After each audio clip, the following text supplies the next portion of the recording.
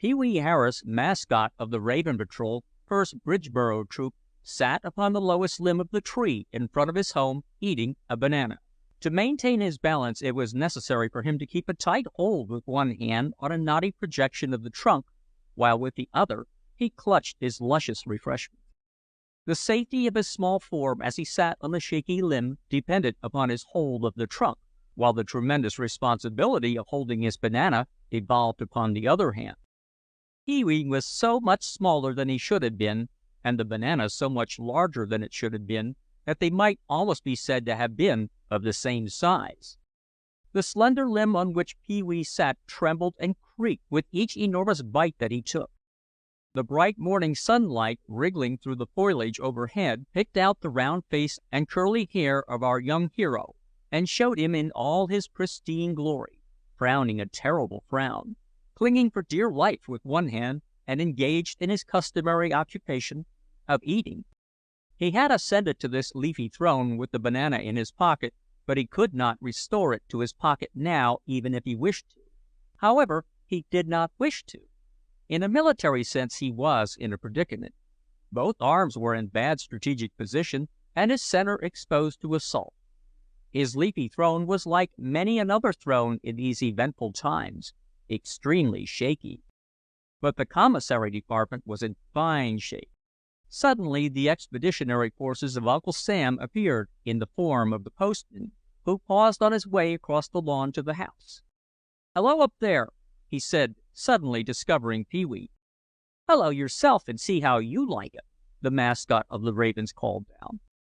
"I saw a banana up there, and I thought maybe you were behind it," the postman called, as he looked among the pack of letters he held in his hand.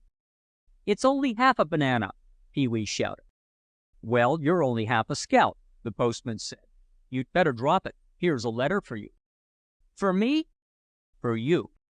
Steadying himself, Pee-wee took an enormous bite, considerably reducing the length of the banana. "Wait a minute till I finish it," he said as best he could with his mouth full. "Wait a minute." "Can't wait," the postman said, heartlessly moving away.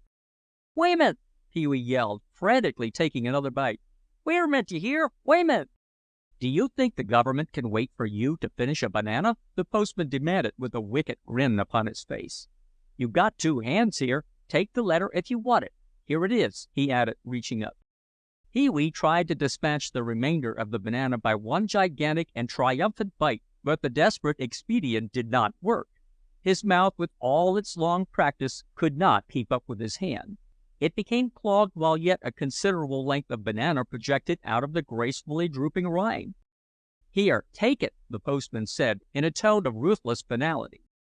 Chewing frantically and waving the remainder of banana menacingly like a club, the baffled hero uttered some incomprehensible, imploring jumble of suffocated words while the postman moved away a step or two, repressing a fiendish smile. "Throw away the banana," he said. By this time Pee-wee was able to speak, and while his chewing apparatus was momentarily disengaged, he demanded to know if the postman thought he was crazy. The postman, resolved not to miss the fun of the situation, was not going to let Pee-wee take another bite. Time was precious, and two more bites of the sort that Pee-wee took might leave his hand free. "Take the letter," he said with an air of cold determination, "or I'll leave it at the house. Here, take it quick. I've no time to waste." "Do you want me to waste a banana?" Pee-wee yelled imploringly. "A scout is supposed—" "Here, take it," the postman said. There followed the most terrible moment in the life of Pee-wee Harris, scout. He knew that one more bite would be fatal, that the postman would not wait. In 2 bites, or in 3 at most, he could finish the banana, and his hand would be free. How could a postman who brings joy to the lonely, words of love from far away, cheer to those who wait, comfort from across the seas, Boy's Life magazine, how could such a being be so relentless and cruel? If that letter were left at the house, Pee-wee would have to go to the house and get it, and there his mother was lying in ambush waiting to pounce upon him and make him mow the lawn. Why would not the postman wait for just 2 bites? Maybe he could do it in 1. He had consumed a peach in 1 bite and a ham sandwich in 4, his star record. He made a movement with his hand, and simultaneously the postman retreated a step or 2 toward the house. Pee-wee tried releasing his hold upon the trunk with the other hand, and almost lost his balance on the shaky limb. "Here," said the postman, unyielding. "Chuck the banana and take the letter, or you'll find it waiting for you in the front hall. It's an important letter. It feels as if it had a couple of cookies in it." The postman knew Pee-wee. "Here you go," the torturer said grimly. "Take it or not. Suit yourself." "Can't you see both hands are busy?" the victim pled. "2 bites. A scout is supposed not to waste anything. He's supposed, wait a minute. He's supposed if he starts a thing to finish it. Wait, I'm not going to take a bite. I'm only giving you an argument. Can't you wait?" "Here you go. Last chance. Take it," the postman said, the faint smile hovering at the corner of his mouth. 1, 2. Out of Pee-wee's wrath and anguish came an inspiration. "Stick the letter in the banana," he said, holding the banana down. "I don't know about that," the postman said ruefully. "I know about it," Pee-wee thundered down at him. "You said I had to take it or not. That letter belongs to me, and you have to deliver it. This banana, it's the same as a mailbox. You stick the letter in the banana. You think you're so smart. You thought you'd make me throw away the banana. Nah, didn't you? I wouldn't do that, not even for secretary, for the postmaster general. I wouldn't. A scout has resource."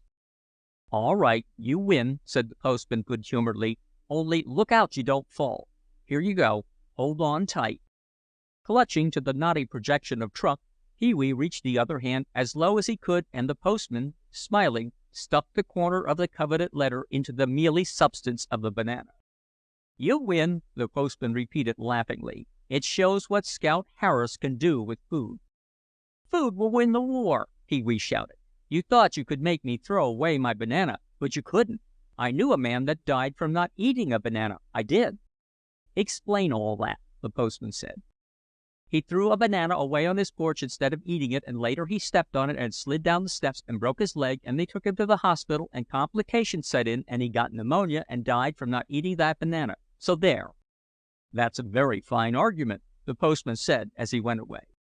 "I know better ones than that," Pee-wee shouted after him. Chapter 2. A Tragic Predicament. So there he sat upon his precarious perch, trying to reassume the posture which ensured a good balance, clinging to the trunk with one hand and to the banana with the other. And now that the encounter which had almost resulted in a tragic sacrifice was over, and while our scout hero pauses triumphant, it may be fitting to apologize to the reader for introducing our hero in the act of eating. But indeed it was a question of introducing him in the act of eating, or of not introducing him at all. For a story of Pee-wee Harris is necessarily more or less a story of food. And this is a story abounding in cake and pie, and waffles and crullers, and cookies and hot frankfurters. There will be found in it also ice cream cones and jawbreakers, and coconut bars and potatoes roasted on sticks. Heroes of stories may have starved on desert islands, but there is to be none of that here. In this tale, if you follow the adventures of our scout hero, who now at last appears before you as a star, you shall find lemonade side by side with first aid, and all the characters shall receive their just deserts, some of them, not to mention any names, 2 helpings. So there he sat upon the branch, the mascot of the Raven Patrol, with an interior like the Mammoth Cave and a voice like the whisperings of the battle zone in France. Take a good look at him while he is quiet for 10 seconds, hand running. Everything about him is tremendous, except his size. He is built to withstand banter, ridicule, and jollying. His sturdy nature is guaranteed proof against the battering assaults of unholy mirth from other scouts. His round face and curly hair are the delight of the girls of Bridgeboro. His loyalty is as the mighty rock of Gibraltar. A bully little scout he is, a sort of human Ford. The question of removing the letter from the banana and getting rid of the banana in the proper way now presented itself to him. He took a bite of the banana, and the letter almost fell. He then tried releasing his hold upon the trunk, but that would not do. He then extracted the letter with his teeth, which effectually prevented him from eating the banana. What to do? Steadying himself with one hand, he could not let go the trunk for so much as a moment, He brought the banana to his lips, held it between his teeth, and took the letter in his unoccupied hand. As he bit into the banana, the part remaining trembled and hung as on a thread. Another moment and it would drop. The predicament was tragic. Slowly but surely and steadily, the remainder of the banana broke away and fell into the hand that held the letter. Holding both letter and banana in the one perspiring palm, Pee-wee devoured first the one and then the other. Both were delicious, the letter particularly. It had one advantage over the banana, for he could only devour the banana once, whereas he devoured the contents of the letter several times. He wished that bananas and doughnuts were like letters. Chapter 3. An Invitation. The envelope was postmarked Everdoze, which, with its 1,257 inhabitants, was the cosmopolitan center of Long Valley, which ran, if anything in that neighborhood could be said to run, from Baxter City down below the vicinity of the bridge on the highway. That is, Long Valley bordered the highway on its western side for a distance of about 10 miles. The valley was, roughly speaking, a couple of miles wide, very deep in places, and thickly wooded. It was altogether a very sequestered and romantic region. Through it, paralleling the highway, was a road consisting mostly of 2 wagon ruts with a strip of grass and weeds between them. To traverse Long Valley, one turned into this road where it left the highway at Baxter's, and in the course of time the wayfarer would emerge out of this dim tract into the light of day where the unfrequented road came into the highway again, below the bridge. About midway of this lonely road was Everdoze, and in a pleasant old-fashioned white house in Everdoze lived Ebenezer Queeg, who once upon a time had married Pee-wee's Aunt Jamsiah. Pee-wee remembered his Aunt Jamsiah when she had come to make a visit in Bridgeboro, and though he had never seen her since, he always bore her tenderly in mind because as a very little, boy, her name had always reminded him of Jam. The letter, as has been said, bore the postmark of Everdoze, and had been stamped by the very hand of Simeon Drowser, the local postmaster. This is what the letter said. Dear Walter, your uncle has been pestering me to write to you, but Pepsy has been using the pen for her school exercise, and I couldn't get hold of it till today when she went away with Wiggle, perch fishing. Licorice Stick says they're running in the brook, most wonderful, but you can't half believe what he says. Seems as if the perch know when school closes. Leastways, that's what your uncle says. Pee-wee reread these enchanting words. Pepsy, Wiggle, perch fishing, Licorice Stick, and school closing, and perch that knew about it. That was the sort of perch for Pee-wee. He read on. I told your uncle I reckon you wouldn't care to come here, being you live in such a lively place, but he said this summer you would like to come, for there will be plenty for you to do, because there is going to be a spelling match in the town hall and an Uncle Tom's Cabin show in August. You can have plenty of milk and fresh eggs, and Miss Arabella Bellison, who has the school, is staying this summer, and she will let you in the schoolhouse where there is a library of more than 40 books, but some of the pages are gone, Pepsy says. She says to tell you she will show you where she cut her initials, but I tell her not to put such ideas in your head, and she knows how to climb in even if the door is locked. Such goings-on as she and Wiggle have, they will be the death of me. Well, Walter, you will be welcome if you can come and spend the summer with us. I suppose you're a great big boy by now. Your mother was always tall for her age.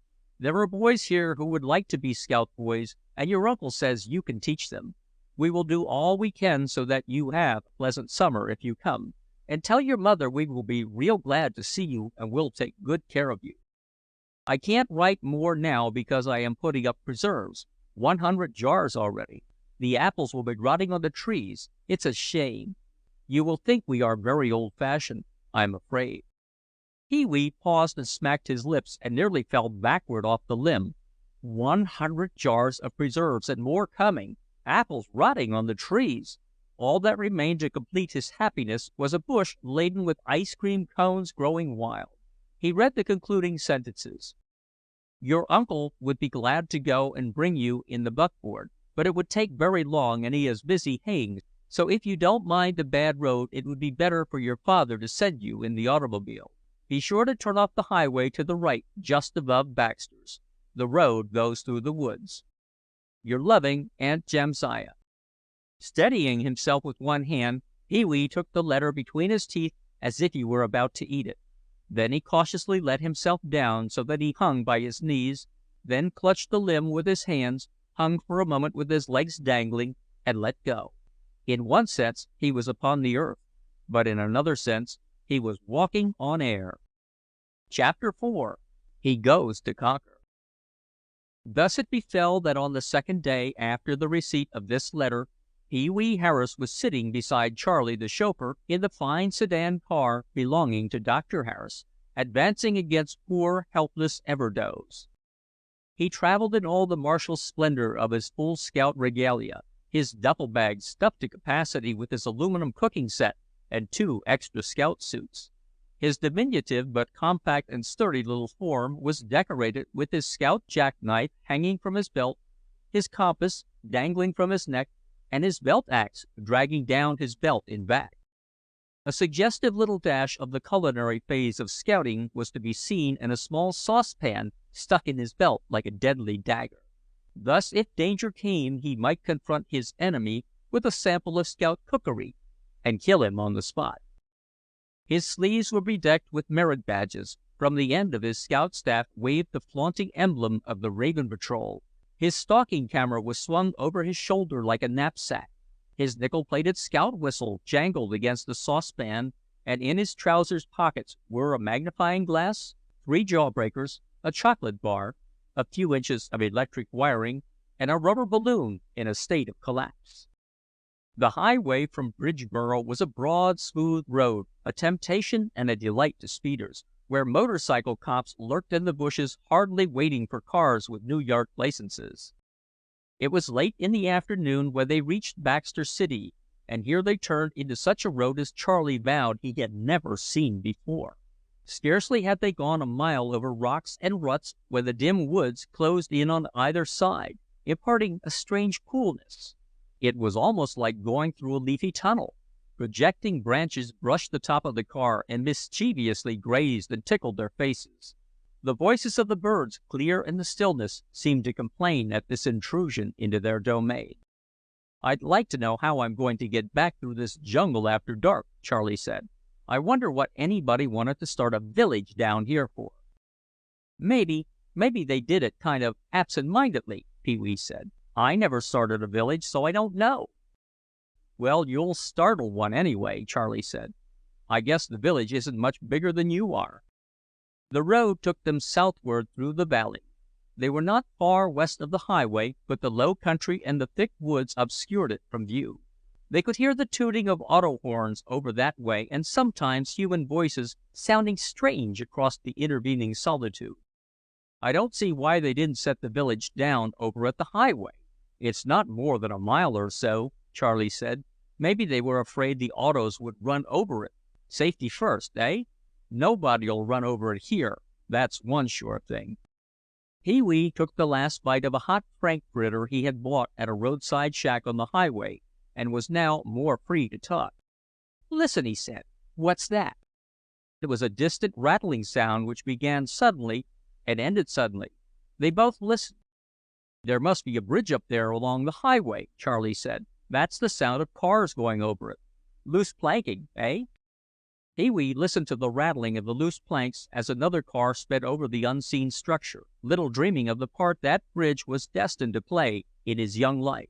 The commonplace noise of the neglected flooring seemed emphasized by the quiet of the woodland. That reminder of human traffic, so near and yet so far, and out of tune with all the gentler sounds of the valley, presented a strange contrast, and jarred even Pee-wee's stout nerves. "There goes another," Charlie said. "We must be nearer to the highway than I thought."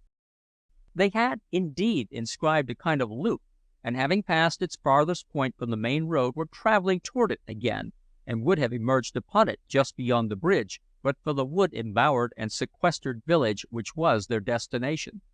The first sign of this village was a cow standing in the middle of the grass-grown road as if to challenge their approach. Perhaps she was stationed there as a sort of traffic cop. Chapter 5. Enter Pepsy.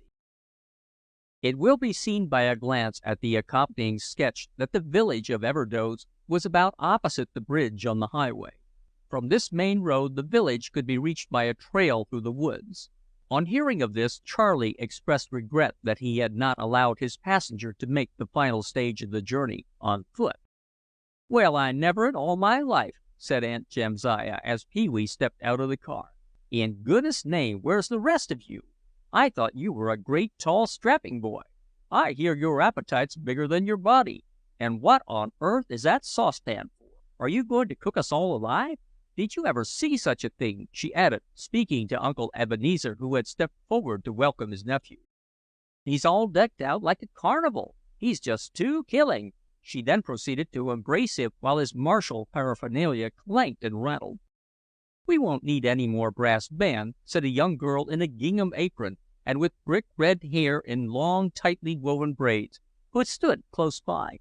"He's a melodeon. I don't see why they sent such a big car for with such a little boy. 'Tain't no fit. It ain't." Pee-wee gave this girl a withering look, which she boldly returned, continuing to stare at him.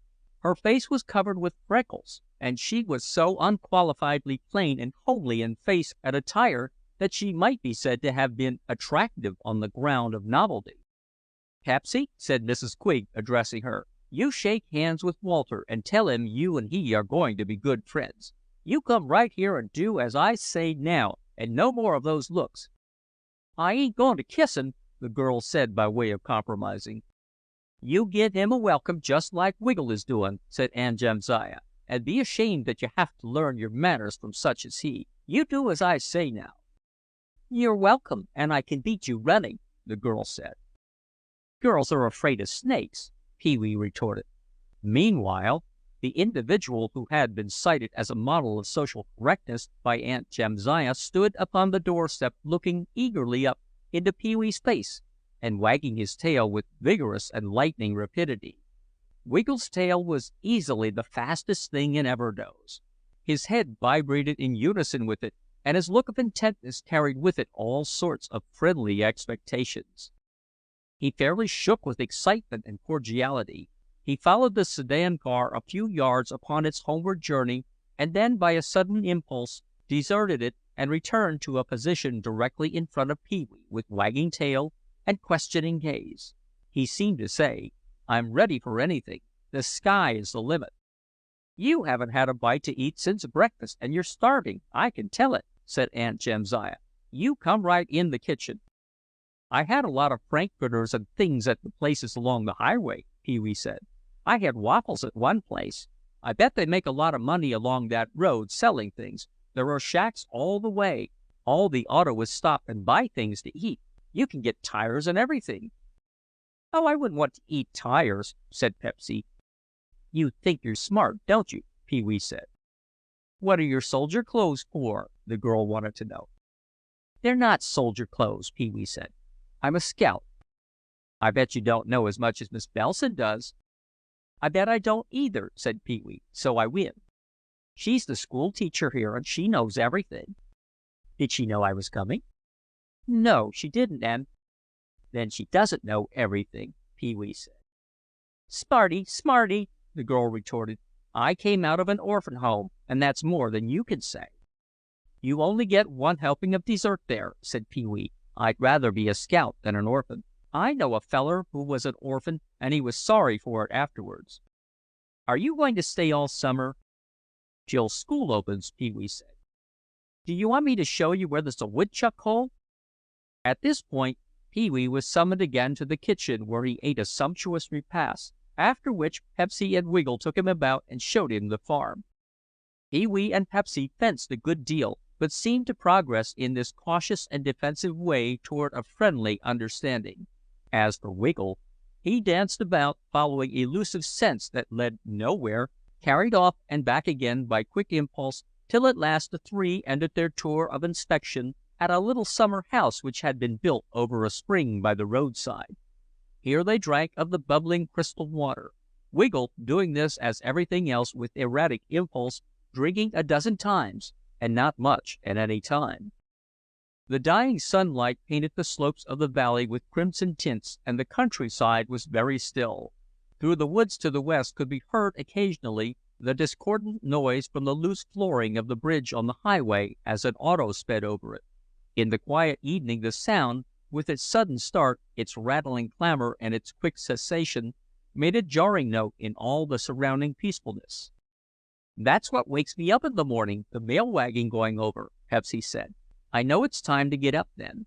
Those planks can talk. They say the same thing every day. You have to go back. You have to go back. You have to go back. You listen tomorrow morning."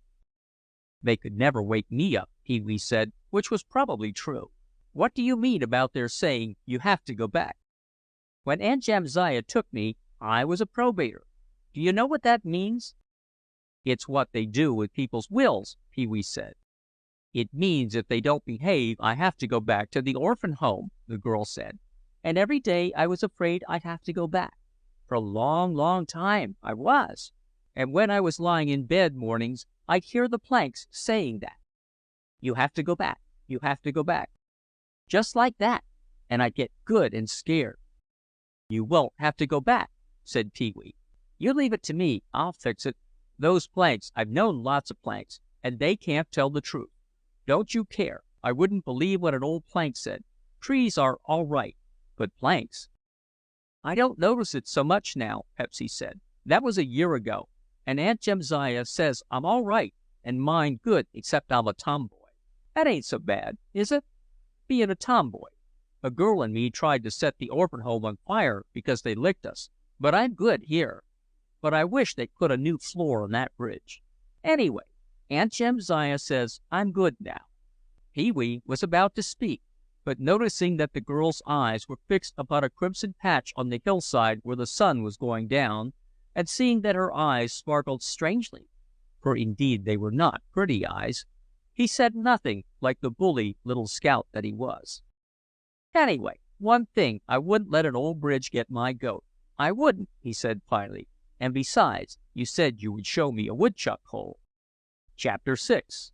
The Way of the Scout. Pepsy's right name was Penelope Pepperall, and Aunt Jamsiah had taken her out of the county home after the fire episode, by way of saving her from the worse influence of a reformatory. She and Uncle Ebenezer had agreed to be responsible for the girl, and Pepsy had spent a year of joyous freedom at the farm, marred only by the threat hanging over her that she would be restored to the authorities upon the least suspicion of misconduct. She had done her work faithfully, and become a help and a comfort to her benefactors. She had a snappy temper and a sharp tongue, and was indeed something of a tomboy. But Aunt Jamsiah, though often annoyed and sometimes chagrined, took a charitable view of these shortcomings, and her generous heart was not likely to confound them with genuine misdoing. So the stern condition of Pepsy's freedom had become something of a dead letter, except in her own fearful fancy, and particularly when that discordant voice of the bridge spoke ominously of her peril. Pepsy had been trusted and had proven worthy of the trust.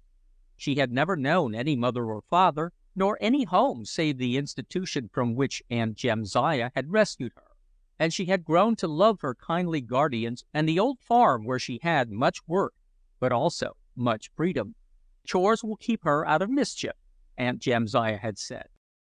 Wiggle's ancestry and social standing were quite as much a mystery as Pepsy's.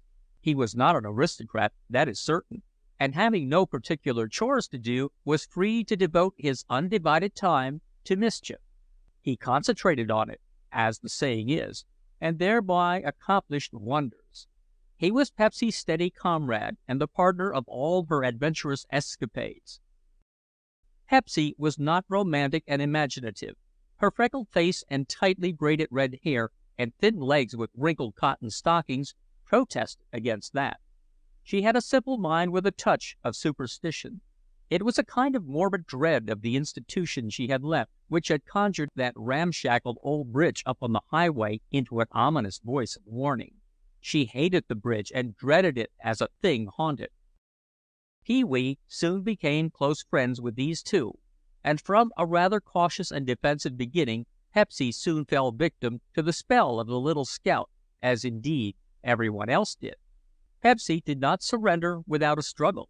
She showed Pee-wee the woodchuck hole, and Pee-wee, after a minute's skillful search, showed her the other hole, or back entrance under a stone wall. "There's always two," he told her, "and one of them is usually under a stone wall. They're smart, woodchucks are." "Are they as smart as you?" she wanted to know.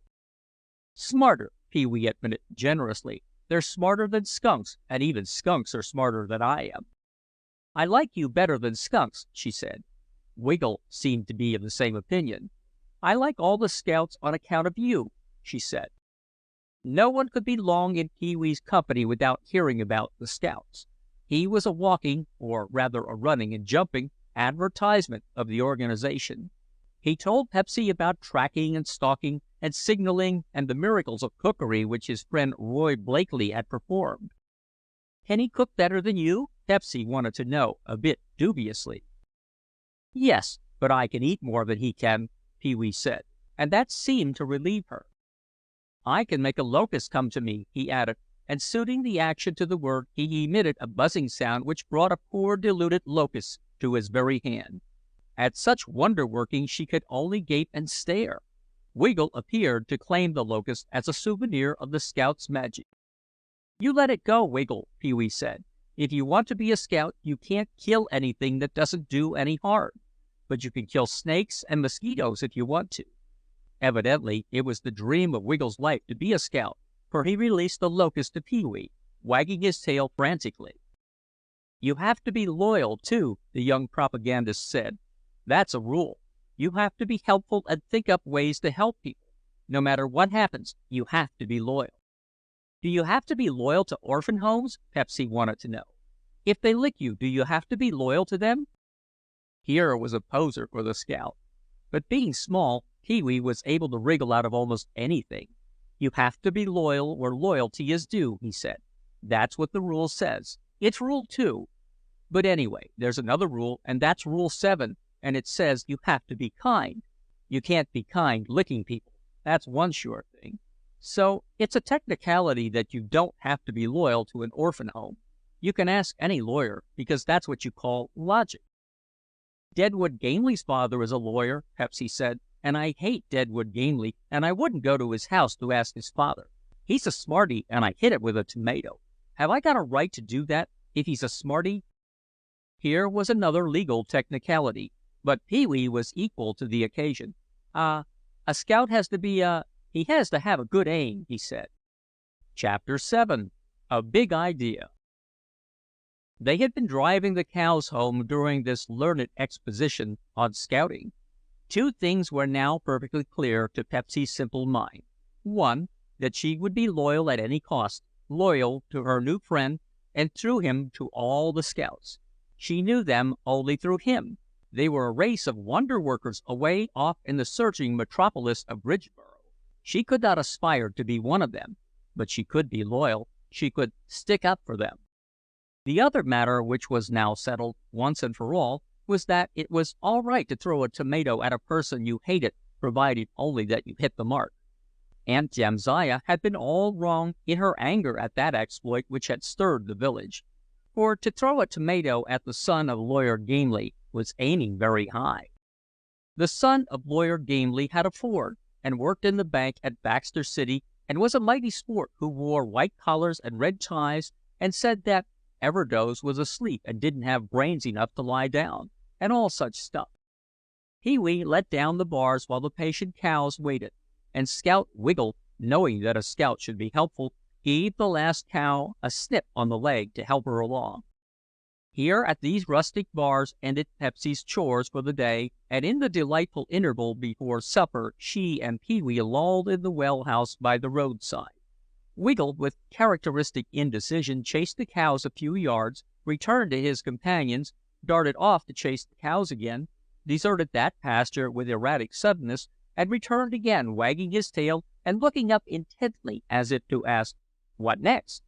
Then he lay down panting. Mr. Hillsworth, Pee-wee's scoutmaster, would have said that Wiggle lacked method. "If I had a lot of money," Pepsy said, You could teach me all the things that scouts know, and I'd pay you ever so much. Once I had 40 cents, but I spent it at the Mammoth Carnival. I paid 10 cents to throw 6 balls so I could get a funny doll, and I never hit the doll, and when I only had 10 cents left, I made believe the doll was Deadwood Gamely, and I'd hate it, and hate it with all my might while I threw the ball the last 6 times, but I couldn't hit the doll. You can't aim so good when you're mad, Pee-wee said, so if you want to hit somebody with a tomato or an egg or anything like that, you just have kind thoughts about the person that you're aiming at. Only you're not supposed to throw tomatoes and eggs and things because you can have more fun eating them. I wouldn't waste a tomato on that feller because, anyway, you've got your tongue. You can't sass him, said Pepsy, because he uses big words and he's such a smarty and he makes you feel silly, and then you begin to cry and get mad. When he says I'm an orphan and things, Wiggle hates him too, don't you, Wiggle? The girl was almost crying then, and Pee-wee comforted her. Do you think I don't know any long words, he said. I know some of the longest words that were ever invented, and even I can make special ones myself. Don't you cry. Once I was kept in school, and Julia Carson was kept in too, because she wriggled in her seat. You know how girls do. I had to choose a word and write it 100 times, and I didn't want to get through too soon, because I wanted to get out the same time she did. So I chose the word incomprehensibility, and Is the girl pretty? Pepsy wanted to know. She's got a wart on her finger. It's the best one I ever saw, Pee-wee said. She's afraid to get in a boat, that girl is. I hate her, Pepsy said. What for? Pee-wee inquired. Because she's got a wart? Don't you know it's good luck to have warts? Because she was bad and had to stay after school, Pepsy said. That shows how much you know about logic, Pee-wee said. Because I had to stay too, and I was worse than she was, so there. I wouldn't be afraid to get in a boat, Pepsy said proudly. I never said she was like you, Pee-wee declared. She's not a tomboy. Pepsy seemed comforted. You leave that feller to me, Pee-wee said. I can handle Roy Blakely and all his patrol, and they're a lot of jolliers. They think they're so smart. I like you better than all of them, Pepsy said. Sometimes I'm kept after school, too. You can ask Miss Bellison. One thing's sure, I like you well enough to be partners with you, Pee-wee said. Do you want me to tell you something? I thought of a way to make a lot of money, and if I do, I'm going to buy 3 new tents for our troop. Do you want to go partners with me? We'll say the tents are from both of us, and we'll have a lot of fun. I had $1 once, and I sent it to the heathens, Pepsy said. And I'd rather help you than the heathens, because I like you better. Heathens are all right, Pee-wee said. And I'm not saying anything against heathens, especially wild ones, but we are just as wild. You ought to go to Temple Camp and see how wild we are. He did not look very wild as he sat upon the narrow seat with his knees drawn up and his scout hat on the back of his head showing his curly hair. The girl gazed at his natty khaki attire, the row of merit badges on his sleeve, the trophies of his heroic triumphs. She was not the first to feel the lure of a uniform, but it was the first uniform she had ever seen at close range, for in the wartime she had been in that frowning brick structure which still haunted her. I'll help you because you can do everything, and you know a lot, she said. In the fullness of her generosity and loyalty to Pee-wee's prowess, she never reminded him or even thought of the things she could do which he could not. She would not do her little optional chore of milking a cow for fear he might perceive her superiority in this little item of proficiency. Poor girl, she was a better scout than she knew. If you think it up, I'll do all the work, and then we'll be even, she said. So Pee-wee told her of the colossal scheme which his lively imagination had conceived. It all started with a hot frankfurter, he said. If I hadn't bought a hot frankfurter, I wouldn't have thought of it. So that shows how important a frankfurter is, kind of. Maybe a person might get to be a millionaire just starting with a frankfurter. You can never tell. Chapter 8. Making Plans. I bought that frankfurter at a shack up on the highway, and while I was eating it, I just happened to think that as long as there's lots of fruit and things here, and as long as you know how to make fudge, We'll start a shack right here in this well house and sell lemonade and fruit and fudge and cookies and things. And if we make lots of money, I'll go up to Baxter City and buy some auto accessories like spark plugs and tire tape and things, and we'd sell those too. We'd put signs on the trees along the road telling people to stop here, and I know how to make up signs so as to get people good and hungry. You have them say that things are hot in the pan, and you have to have drinks with names like Arctic and all that. I know how to make them hungry and thirsty, and I've got a balloon that I can blow up. See? And we print something on it and tie it to Wiggle's tail and make him walk up and down the road. What do you say? Isn't it a peachy scheme? Will you help me? No dream of Pee-wee's could be impossible of fulfillment. With him, to try was to succeed, according to Pepsy's simple and unbounded faith. The plan must be all right and wondrous in its possibilities. It was all inspiration, born of a Frankfurter. It was not for poor Pepsy to take issue with this mastermind. Yet she did venture to say, "Not very many autos come down here, only a few that go through to Berryville. Licorice Stick." "That's a dandy name," Pee-wee said. "He goes by a dozen times a day, but he hasn't got any money, and Mr. Flint goes by, but he's a miser, and Dr. Killam goes by in his buggy, and he says people eat too much." "He's crazy!" Pee-wee shouted.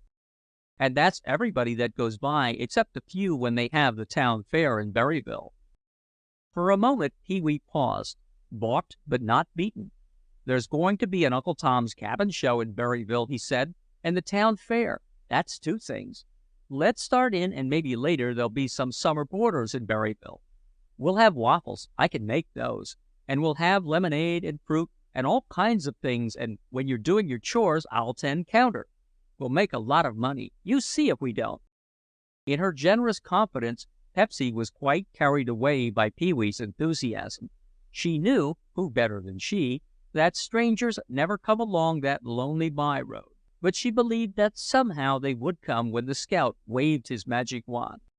"And I'll make cookies," she said, "and all the things to eat, and you can print the signs." "And shout to the people going by," Pee-wee concluded enthusiastically. "You have to yell, 'All hot! They're all hot!' just like that."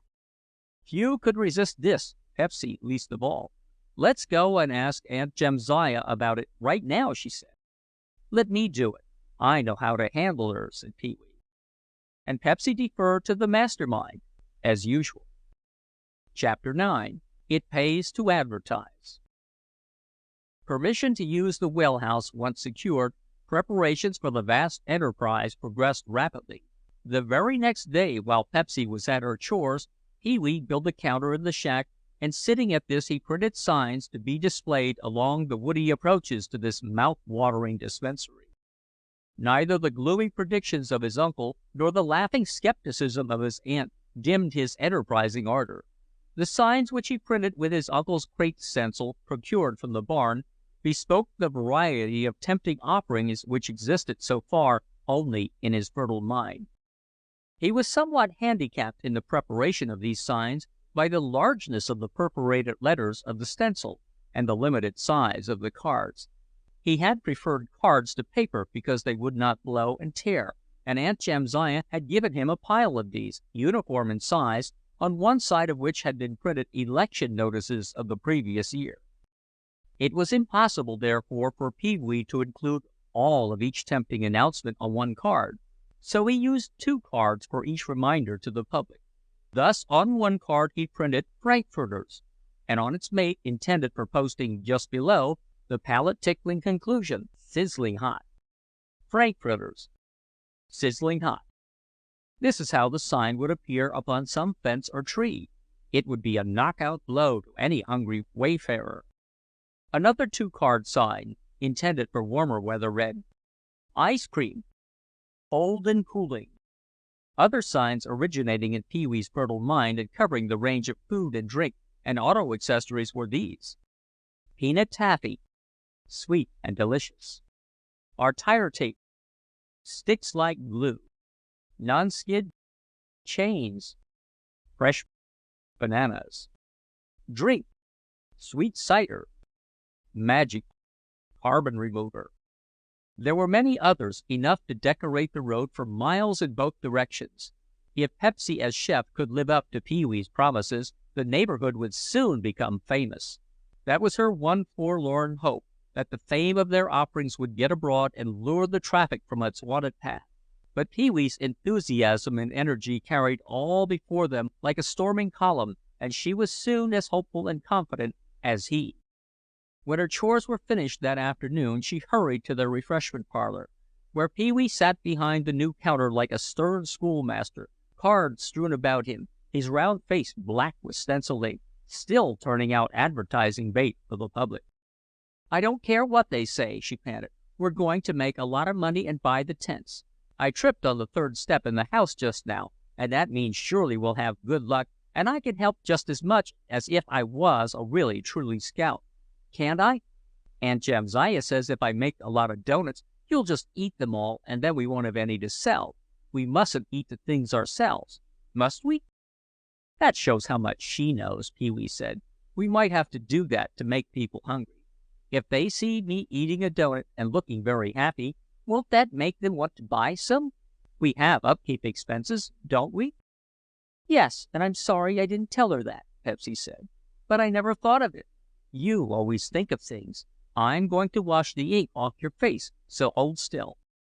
She dipped her gingham apron under the trapdoor in the flooring where the clear, cool water was, and taking his chin in her coarse little freckly hands, washed the face of her hero and partner. And meanwhile, Wiggle tugged on her apron as if he thought she were inflicting some injury upon the boy. So blinded was Pee-wee by this vigorous bath, and so preoccupied the others that, for the moment, none of them noticed the young fellow of about 20, with hat tilted rakishly on the side of his head, and cigarette drooping from the corner of his mouth, stood in the road watching them. Chapter 10. Deadwood Gamely Talks Business. Deadwood Gamely was the village sport, and enjoyed a certain prestige because his father was a lawyer. He was also somewhat of an object of awe because he went to Baxter City every day, and worked in the bank there. His ramshackle Ford roadster was considered an evidence of the terribly reckless extravagance of his habits, but it was really nothing more than a sort of pocketbook, since all his money went into it, and a very shabby one at that. He had a cheap wit and swaggering, condescending air which he practiced on the simple inhabitants of Everdoze, and in his manner he was not always kind. Yet, notwithstanding that he was tawdry both in dress and speech, the villagers did not venture much into the conversational arena with him, because they knew that they were not his equals in banter and retort. "Hello, little orphan Annie," he said. "Bungle was telling me the wagon is coming for you pretty soon. Over the hill to the poorhouse. Ever hear that song? What's that you've got there? A soldier? What you doing with him? Lucky kid. I'd like to be a soldier." "What were you, a slacker?" Pee-wee shouted. This was not the kind of retort that Deadwood Gamely was accustomed to hearing, and he gave a quick look at the small stranger in khaki, who sat behind the counter like a judge on the bench, staring straight at him. "Don't get him riled," Pepsy whispered. "He likes to get me riled, so it's just to make me feel silly. It's Deadwood Gamely. He's always togged out swell like that," she added fearfully. "The only thing that's swell about him is his head," said Pee-wee in his loudest voice. "Don't you be scared of him. I'm here." "What's that?" said the young man in a tone intended to be darkly menacing. "You better put your hat on the top of your head or it'll blow off," said Pee-wee. "I said that I'm here. Let's hear you deny it. If I was a crow, I might be afraid of you." Slightly taken aback by his ready retorts, the young man could only say, "If you were a crow, eh?" He stepped a little closer to the counter, but the ominous advance did not alarm Pee-wee in the least. He sat behind his card-strewn counter, holding the stencil brush like a sort of weapon, ready to besmear that face of sneering assurance if its owner ventured too near. "So I'm a scarecrow, eh?" Mr. Gamely said with a side glance at Pepsy. He was not going to have her witness his discomfiture at the hands of this glib little stranger. Moreover, a slur at his personal splendor was a very grave matter, and not to be overlooked. "I don't like fresh kids," said Mr. Deadwood Gamely, advancing with an air of veiled menace. Sometimes they get so fresh they have to be salted a little. Don't you think you'd better take that back?" Pepsy waited, fearful, breathless. "Sure I will," said Pee-wee. "The next scarecrow I meet, I'll apologize to him." Deadwood gamely paused. His usual procedure in an affair of this kind would have been to advance quickly, ruffle his victim's hair in a goading kind of swaggerish good humor, and send him sprawling. He would not really have hurt a youngster like Pee-wee, but he would have made him look and feel ridiculous. But a glance at Pee-wee's gummy stencil brush reminded Mr. Gamely that discretion was the better part of valor. A dexterous dab or two of that would have put an end to all his glory. Pee-wee left no doubt about this. "This summer house is on private land," he said, "and I'm the boss of it. If you try to get fresh with me, I'll paint you blacker than a tomato could. I will. You come 10 steps nearer. I dare you to." Gamely paused irresolute, at which Pepsy, under protection of her partner's terrible threat, set up a provoking laugh. Wiggle, appearing to sense the situation, began to bark uproariously. There was nothing for the baffled village sport to do but retreat as gracefully as he could. "Can't you take a joke?" he said weakly. "Do you think I'd hurt you?" "I know you wouldn't," said Pee-wee. "You wouldn't get the chance. You think you're smart, don't you, talking about the wagon coming to get her, and getting her all scared." Deadwood gamely broke into a very excessive but false laugh. "No harm intended," he said, vaulting onto the fence and sitting discreetly at that distance. "What's all this going on here? Going to have a circus or play store or something?" Pee-wee was always magnanimous in victory. Abiding enmity was a thing he knew not.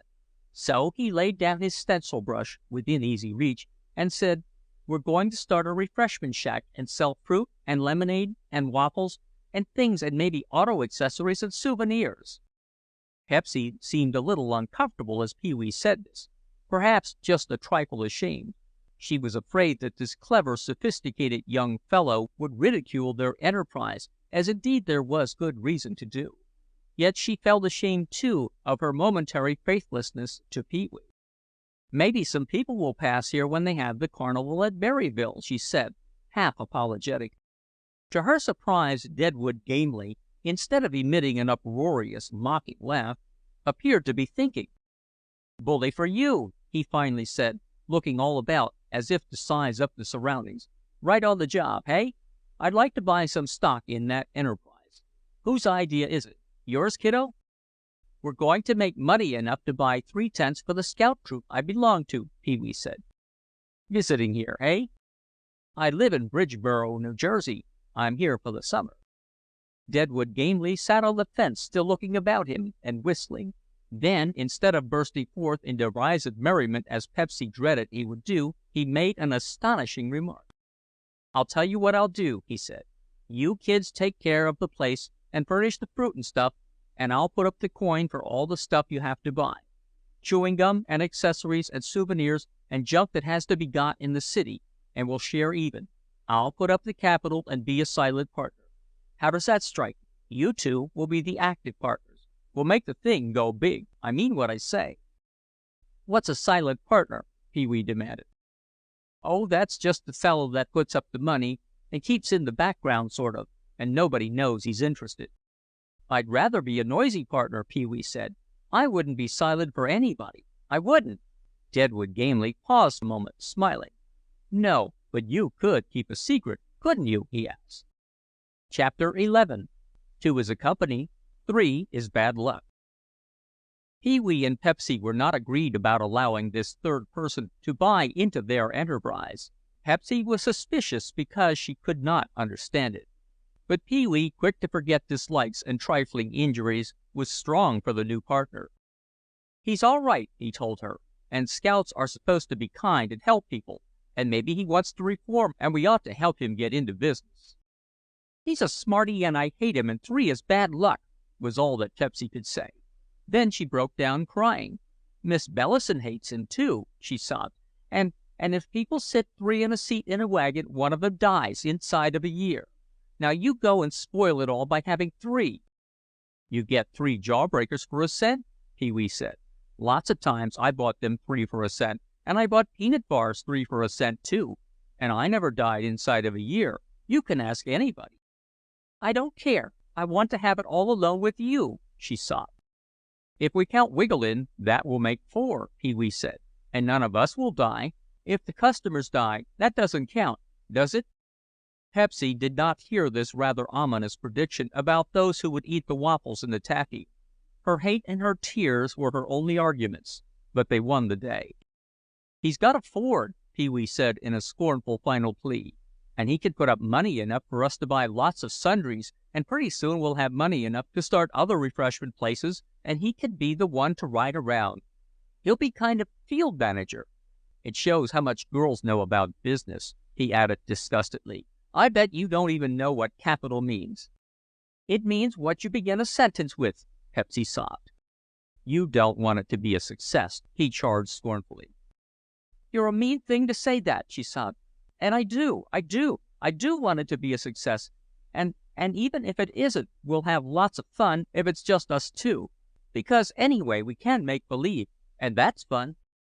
"What do you mean, make believe?" Pee-wee demanded. "Aren't we going to make enough to buy the tents? That shows how much you know about scouts. If scouts make up their minds to do things, they do them, and they don't make believe. I'll give in to you about the feller, but you have to say we're not going to just make believe and play store, because that's the way girls do. You have to say you're in earnest and cross your heart and say we'll make a lot of money. Sure." Pepsy just sobbed. Her staunch little heart, when she would listen to it, told her how forlorn was the hope of really and truly success along that by-road through the wilderness. But the imagination which could be terrified by the rattle of that planking on the old bridge was quite equal to finding satisfaction in playing store and in seeing customers where there were none. Pee-wee believed that anything could be done by power of will. She would find the utmost joy in pretending. No, not the utmost joy, for the utmost joy would be to buy the tents. "You have to say we're not pretending like girls do," he insisted relentlessly as she buried her head in her poor little thin arm and sobbed more and more. "You have to say it. Do you cross your heart? Is it going to be a success? Are we going to make lots of money? Sure? You have to say we're not just fooling like girls. Do you say it? You're not just playing?" No. Cross your heart." Her prickly hands went crossways on her heaving breast. "It's business just like Mr. Drowser's store, is it?" She nodded her head. "Say, if I cross my heart and don't mean what I say, I hope to drop dead the very same day." "Say that." So she sobbed out those terrible words. "And you promised not to let him come in?" she added provisionally. He promised, and then suddenly she raised her head with a kind of jerk, as if possessed by a sudden new spirit of determination. Her eyes were streaming. She looked straight into his face. There was fire enough in her eyes to dry the tears. If you wish a thing, you get it. You get it," she gulped. "Because I wished and wished to go away from that place, and now I made up my mind that we're going to make a lot of money for you. I just did." She did not say how they were going to do it. Chapter 12. The Advertising Department. The next morning Pee-wee strode forth and made the magnanimous sacrifice heroically. He found Deadwood gamely in front of Simeon Drowser's village store, talking with 2 men who sat in an auto. The auto was so large and handsome that it looked out of place in front of Simeon Drowser's store, and the men who occupied it looked like city men. It encouraged Pee-wee, or rather confirmed his assurance of success, to see this sumptuous car in Everdoze, for it proved that people did come to that sequestered village. He pictured these 2 prosperous-looking businessmen with frankfurters in their hands, their mouths dripping with mustard. Pee-wee was nothing if not self-possessed. His scout uniform was his protection, and he strode up and spoke quite to the point to the young fellow who leaned against the car with one foot on the running board. "We decided not to take you in as a partner," he said, "because we want to have it all to ourselves, and I came to tell you." Deadwood gamely seemed rather taken aback, but whether it was because of this refusal of his offer, or because Pee-wee's loud announcement embarrassed him before the strangers, it would be hard to say. Seeing that the diminutive scout no longer held the deadly stencil brush, he removed Pee Wee's hat with a swaggering good humor, ruffled his hair, and said, rather disconcertedly, "All right, kiddo, so long." Pee Wee had anticipated an argument with Gately, and he was surprised at the promptness and agreeableness of his dismissal. Two things, one seen and one heard, remained in his memory as he trudged back to the farm. One was a briefcase lying on the back seat of the auto, on which was printed Wallace Construction Company. The other was something he heard one of the men say after he had returned a little way along the road. "I didn't think you were such a fool," the man said, evidently to young Gately. Within a few seconds more, the auto was rolling away. It seemed to Pee Wee that Gately had told the men of his proposal to join the big enterprise, and that they had denounced his wisdom and judgment. But Pee Wee was not the one to be discouraged by that. "Maybe they know all about construction," he said to himself, "but that's not saying they know all about refreshment shacks. I bet they don't know any more about eats than I do," which in all probability was the case. On the way back to the farm, Pee Wee noticed in a field the most outlandish scarecrow he had ever seen. It was sitting on a stone wall, and it must have been a brave crow that would have ventured within a mile of that ridiculous bundle of rags. The face was effectually concealed by a huge hat, as is the case with most scarecrows, and all the cast-off clothing of Everdoze for centuries back seemed combined here in incongruous array. What was Pee Wee's consternation when he beheld this figure actually descend from the fence and come shambling over toward him. If the legs were not on stilts, they were certainly the longest legs he had ever seen, and they must have been suspended by a kind of universal joint, for they moved in every direction while bringing their burden forward. Upon this absurd being's closer approach, Pee Wee perceived it to be a negro as thin and tall as a clothes-pole, and so black that the blackness of sin would seem white by comparison, and the Arctic night like the blazing rays of midsummer. This was Licorice Stick, whose home was nowhere in particular, whose profession was everything and chiefly nothing. "I done seed yer comin'," he said with a smile a mile long which shone in the surrounding darkness like the midnight sun of Norway. His teeth were as conspicuous as tombstones, and on close inspection Pee Wee saw that his tattered regalia was held together by a system of safety pins placed at strategic points. The terrible responsibility of suspenders was borne by a single strand consisting of a key-ring chain connected with a shoelace, and this ran through a harness pin which, if the worst came to the worst, would act as a sort of emergency stop. Licorice Stick was built in the shape of a right angle, his feet being almost as long as his body, and they flapped down like carpet beaters when he walked.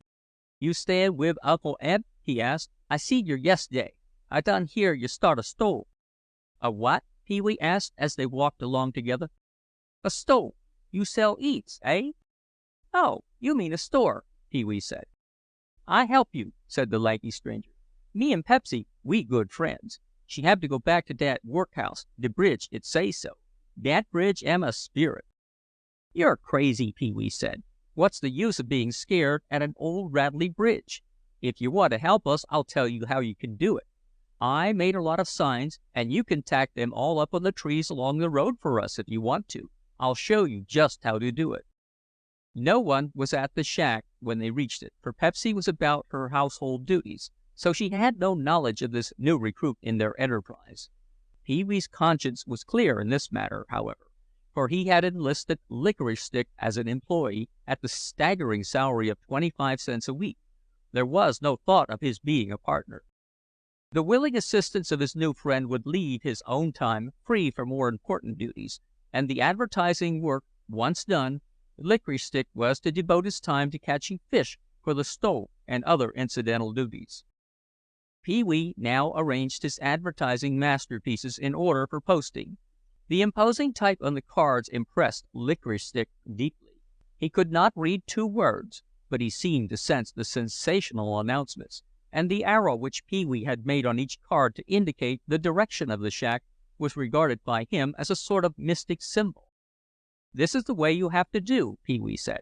"Now pay attention, because it pays to advertise. There are 2 cards per each sign. See? Dey's nice black print.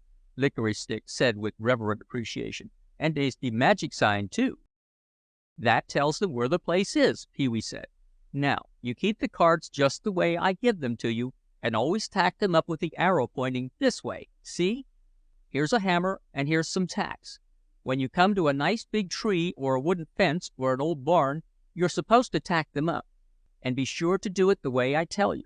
Now, suppose you're going to tack up the first card, the one on the top of the pile. You tack it up, and right close under it, you tack up the next one, and it will say, 'Frankfurters, sizzling hot.'" Exclaimed Licorice Stick, as if a hot frankfurter had actually been produced by this ingenious card trick. "Then you go along a little way," said Pee-wee, "till you come to another good place, maybe a fence or something, and you tack up the next one, and right underneath it, you tack up the next one. Always take the next one off the top of the pile. See? Ice cream. Cold and cooling," Pee-wee repeated, holding the next two cards up. This palate-tickling sleight of hand seemed like a miracle to the smiling, astonished messenger. Pee-wee seemed a kind of magician summoning up luscious concoctions with a magic wand. The fifth and sixth cards were held together for a moment, and lo, Licorice Stick listened to the mouth-watering announcement that peanut taffy was sweet and delicious. No spirit of Licorice Stick's acquaintance had ever cast a spell like this. They had called in weird voices, but they had never contrived a menu before his very eyes. He went forth armed with a hammer and tacks and a pile of mysterious cards, a little proud, but trembling a little too. There was something uncanny about this. He would see it through, but it was a strange, dark business. He shuffled along the road, peering fearfully into the woods now and again, when suddenly a terrible apparition appeared before him. He stood stark still, his eyes bulging out of his head, his hands shaking and cold with fear. Chapter 13. Pepsy's Secret. "Sally Knapp says we ought to have some barrels to put the money in," said Pepsy as they were decorating their little wayside booth on the day of the grand opening. "I don't care what she says." She was feeling encouraged and cheerful, for indeed the little summer house looked gay and attractive in its bunting drapery and flaunting pennants. Failure could not lurk in such festal array. The tin dishpan full of greasy doughnuts, the homemade rolls and fresh sausages, which were better than any common wayside frankfurters, would certainly lure the hungry thither. The world would seek these things out, and were not the people of the grand carnival at Berryville to pass here that very day, followed no doubt by gay pleasure-seekers?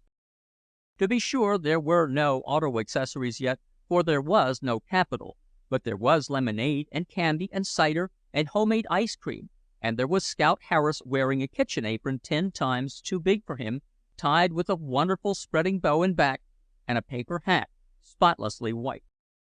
The advertising department had not reported, but no doubt the woods were calling to the wayfarers in glaring red and black, or would as soon as the wayfarers put in an appearance. Pepsy wore her Sunday gingham dress embellished with a sash of patriotic bunting. "Don't you care what the girls say," Pee-wee advised her as he sat on the counter eating a piece of peanut taffy by way of testing the stock so that he might the more honestly recommend it. "I wouldn't let any girls jolly me, I wouldn't. Lots of girls tried to jolly me, but they never got away with it." "Did that girl that was kept after school try to jolly you?"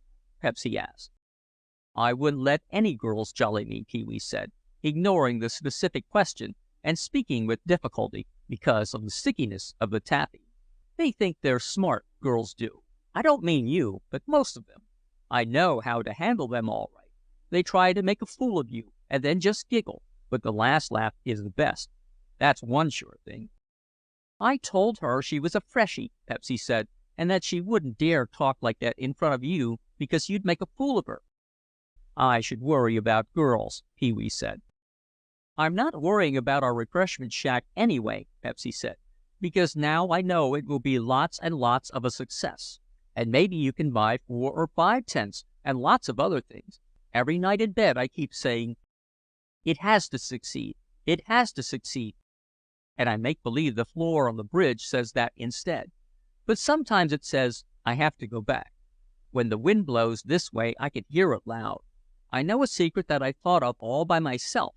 I thought about it when I was lying in bed listening, And I can make us get lots of money. I can make it, oh, lots and lots and lots of a success. So I don't care any more what people say. I told Aunt Jamsiah I knew a secret and I could make us get lots of money here, and she said I should tell her. And I wouldn't. Till you tell me? Pee-wee asked. No, I won't tell anybody. You ought to tell me because we're partners. I wouldn't tell anybody, she said, shaking her head emphatically so that her red braids slashed about. Not even if you gave me as much as $1. Chapter 14. Suspense. Soon the gorgeous chariot containing the carnival paraphernalia came lumbering along en route for Berryville. It was a vision of red and gold with wheels that looked like pinwheels in a fireworks display.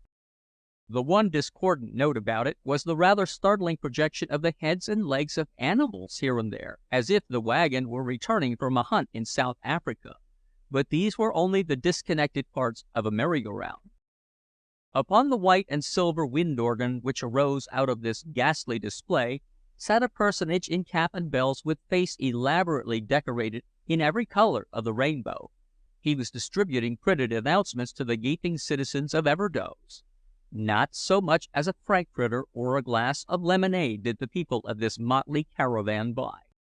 It was late in the afternoon, and Pee-wee and Pepsy were feeling the tedium of waiting when suddenly the sound of merry laughter burst upon their ears, and somebody said, "Oh, I think it's perfectly adorable to be on the wrong road.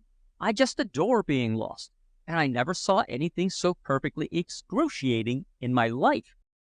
"It's an auto full of girls," said Pee-wee, adjusting his paper hat upon his head. "They come from the city, I can tell. You leave them to me." "I never saw anything so adorably funny in all my life," the partners now heard. "I just have a headache from laughing." "I know that kind," said Pee-wee. "They've got the giggles. You leave them to me." Pepsy was ready enough to defer to the mastermind, the more so because this approach of their first probable customers gave her a kind of stage fright. She was seized with sudden terror, and the dishpan full of doughnuts shook in her hands as she placed it in full view by Pee-wee's order. The auto was evidently picking its way along the Hubley Road in second gear. "We'll find a place where we can turn around somewhere," said a man's voice good-humoredly. "Not till we've gorged ourselves with food," the voice of a girl caroled forth. Pee-wee gave his white paper hat a final adjustment, stood the pan of taffy enticingly in full view, and waited as a pugilist waits for the adversary's next move. "I am going to have a saucerful of ground glass, the latest breakfast food," a female voice sang merrily, at which there was a chorus of laughter. "What did she say?" Pepsy asked. "Girls are crazy," Pee-wee said. Pepsy fumbled nervously with the several glasses of lemonade which stood temptingly ready on the counter, and glanced fearfully but admiringly at the genius of this magnificent enterprise. It was the biggest moment in her poor little life, and Pee-wee was a conquering hero. She placed the fudge within his reach and waited in terrible suspense to see him operate upon this giggling band of lost pilgrims. Nearer and nearer the car came, and now it poked its big nickel-plated nose around the bend and advanced slowly, easily, along the narrow, grass-grown way. It looked singularly out of place in that wild valley. A low, melodious horn politely reminded Simeon Drowser, who stood gaping in the middle of the road, to withdraw to a safer gaping point. He retreated to the platform in front of the post office and consulted with Beriah Bungle, the village constable, about this sumptuous apparition. Only a couple of 100 feet remained now between the refreshment parlor and this party of mirthful victims. If Pepsy's red hair had been short enough, it would have stood on end. As it was, her fingers tingled with mingled appeal and confidence in the head firm. Would it stop? Oh, would it stop? The suspense was terrible. "Fresh doughnuts!" called Pee-wee in a sonorous voice. "Ice-cold lemonade! It's ice-cold! Get your fudge here!" Pepsy looked admiringly upon our hero. She would not have dared to obtrude into the negotiations which seemed at hand. She gazed wistfully at a half-dozen girls in fresh, colorful summer array as only a little red-headed orphan girl in a gingham dress can do. She gazed at the big palatial touring car with eyes spellbound. It was thus that the Indians first gazed upon the ships of Columbus. "Hot frankfurters!" shouted Pee-wee from behind his counter. "They're all hot. Here you are. Get your fresh sweet cider. 5 a glass. Doughnuts, 6 for a dime. All fresh." Chapter 15. 6 Merry Maidens. "What kind of nuts did you say?" called the girl merrily as the car stopped. "Doughnuts," said Pee-wee. "We thought maybe everybody here were nuts," laughed the man who was driving. "I'd like a nice saucerful of ground glass," laughed one of the girls. "Can you serve carbon remover with it?" "Oh, isn't he just too cute?" another girl said. "Could we get a little of your delicious tire tape? We're so hungry." "What are you all going to drink, girls?" "We'll have 6 glasses of carbon remover, if you please. And let's see, we'll have 6 plates of ice cream, hot out of the oven." "Do you think you could jolly me?" said the head of the firm. "I'll give you some carpet tacks to eat, if you'd like them." "Oh, wouldn't those be too sumptuous?" another girl said. "Do you serve peanut glue with them?" "I'll give you some fried fish hooks," Pee-wee shot back with blighting sarcasm. "Yes, but what we'd like most of all is the ground glass," said another girl. "Is it chocolate or vanilla flavor?" At which they all giggled while the man smiled broadly. "What flavor glass are you going to have, Esther?" a girl asked. "Oh, I think I'll take cathedral glass," caroled forth another. "I think it's more digestible than window glass, if it's properly cooked." At which there was another chorus of laughter. The terrible conqueror, who intended to subdue this bevy of giggling maidens and cast a blight upon their levity, stood behind his counter like a soldier making a last stand in a third-line trench, while Pepsy, captivated by the mirthful assailants, laughed uncontrollably. The head of this firm saw that this was no time for dallying measures. His own partner was laughing, and even Wiggle was barking uproariously at Pee-wee, as if he had shamelessly gone over to the enemy. "Oh, it's just too excruciatingly funny or anything," one of the girls laughed. "I never in my life heard of such— Oh, look at him! Look at him! Hold me or I'll collapse." Pee-wee had come around from behind the counter, tripped on his long white apron, and gone sprawling on the ground, and the faithless Wiggle, taking advantage of this inglorious mishap, started pulling on the apron with all his might and main. Loyal Pepsy was only human, and tears of laughter streamed down her cheeks, and the neighboring woodland echoed to the sound of the unholy mirth in the auto. A large frying fork, which Pee-wee used as a sort of magnet to attract trade, was still in his hand, and by means of this he caught his white paper cap as it blew away, piercing it as if it were a fresh doughnut. It was indeed the only instance of triumph for him in the tragic affair.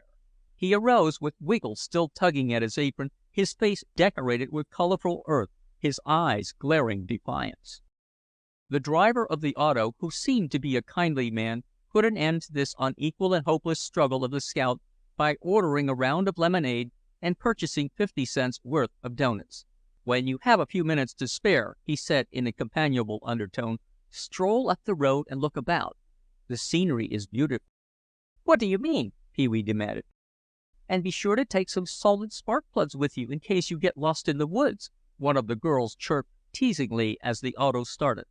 And the victim distinctly heard another say as the big car rolled away, "It's a shame to tease him. He's just too cute for anything. I could just kiss him. But it was so excruciatingly funny." Chapter 16. A Revelation. "What are you laughing at?" Pee-wee demanded to know, as soon as he had regained his poise and dignity. "You're as bad as they are." "I couldn't help laughing," Pepsy said remorsefully, "especially when you fell down. You said you were going to handle them." "That could happen to the smartest man," Pee-wee said in a scornful reproval. "That could happen to Julius Caesar." "He's dead. You ask Miss Bellison," said Pepsy timidly. "That shows how much you know," said Pee-wee scornfully as he brushed off his clothing. "Can't something be a kind of thing that could happen to somebody who's dead if he was very smart, only if he wasn't dead? We got $1.10 from them, didn't we?" "Yes, but did you handle them?" Pepsy asked fearfully. "There are different ways of handling people," Pee-wee said. "You can't handle people that are crazy, can you? I can handle scoutmasters." Pepsy was willing to believe anything of her hero, and she said, "They were a lot of freshies, and I hate them anyway." Pee-wee did not trouble himself about what the man had said. His chief interest was the $1.10 of working capital which they now had, and how to invest it. In his enthusiasm he had been rather premature in his advertisement of auto accessories, and he now proposed to make good at least one of these announcements by commissioning Simeon Drowser to buy some 10-cent rolls of tire tape for him at Baxter City, whither Simeon went daily. He started along the road to the post office, where he hoped to catch Simeon before that worthy left for Baxter City, but he did not reach the post office. The first interruption to his progress was one of his own 2-card signs staring him in the face from a roadside tree. Chewing gum for punctures. He paused, scowling, before this novel announcement. His gaze then wandered to a fence on which he read the astounding words, "Pancakes for headlights." Alas, the ground glass, which should have appeared in place of pancakes, did duty beneath the word "eat" on another tree nearby. Eat ground glass, the hungry motorist was blithely advised. Nor was this the worst. As Pee-wee penetrated deeper into the woods, the more terrible was the masquerade of his own enticing signs. His stenciled cards, deserting their lawful mates, had struck up ghastly unions with other cards proclaiming frightful items of refreshment to the appalled wayfarer, who was reminded of non-stick bananas and advised that our peanut taffy sticks like glue. The faithless tire tape, which should have surmounted the stick like glue card, was nestling under the fatal "eat," while frankfurters, cold and cooling, and ice cream, sizzling hot, met Pee-wee's astonished gaze. He stood looking at this awful sequel of his handiwork. Most of the cards were besmeared with mud, and one or two in such a freakish way as to give a curious turn to their meaning. On one card a mischievous little rivulet of mud or wetted ink had ingeniously changed the T into a crude R, and the travelers read, "Rubes sold here." Pee-wee contemplated this exhibition with dismay. Wherever he looked, on fence or tree, some ridiculous sign stared him in the face. He did not continue on to the post office, but retraced his steps to the refreshment parlor which was the subject of these printed slanders. He and Pepsy were discussing this miscarriage of their exploitation design when a shuffling sound in the distance proclaimed the shambling approach of the advertising department. And if Pee-wee had not made good his flaunting boast to handle the 6 merry maidens, he at least made amends and regained somewhat of his heroic tradition in his handling of Licorice Stick. "What did I tell you to do?" he shouted, his face red with terrible wrath. "What did I tell you to do? Do you know the way you put those cards up? You made fools of us. That's what you did."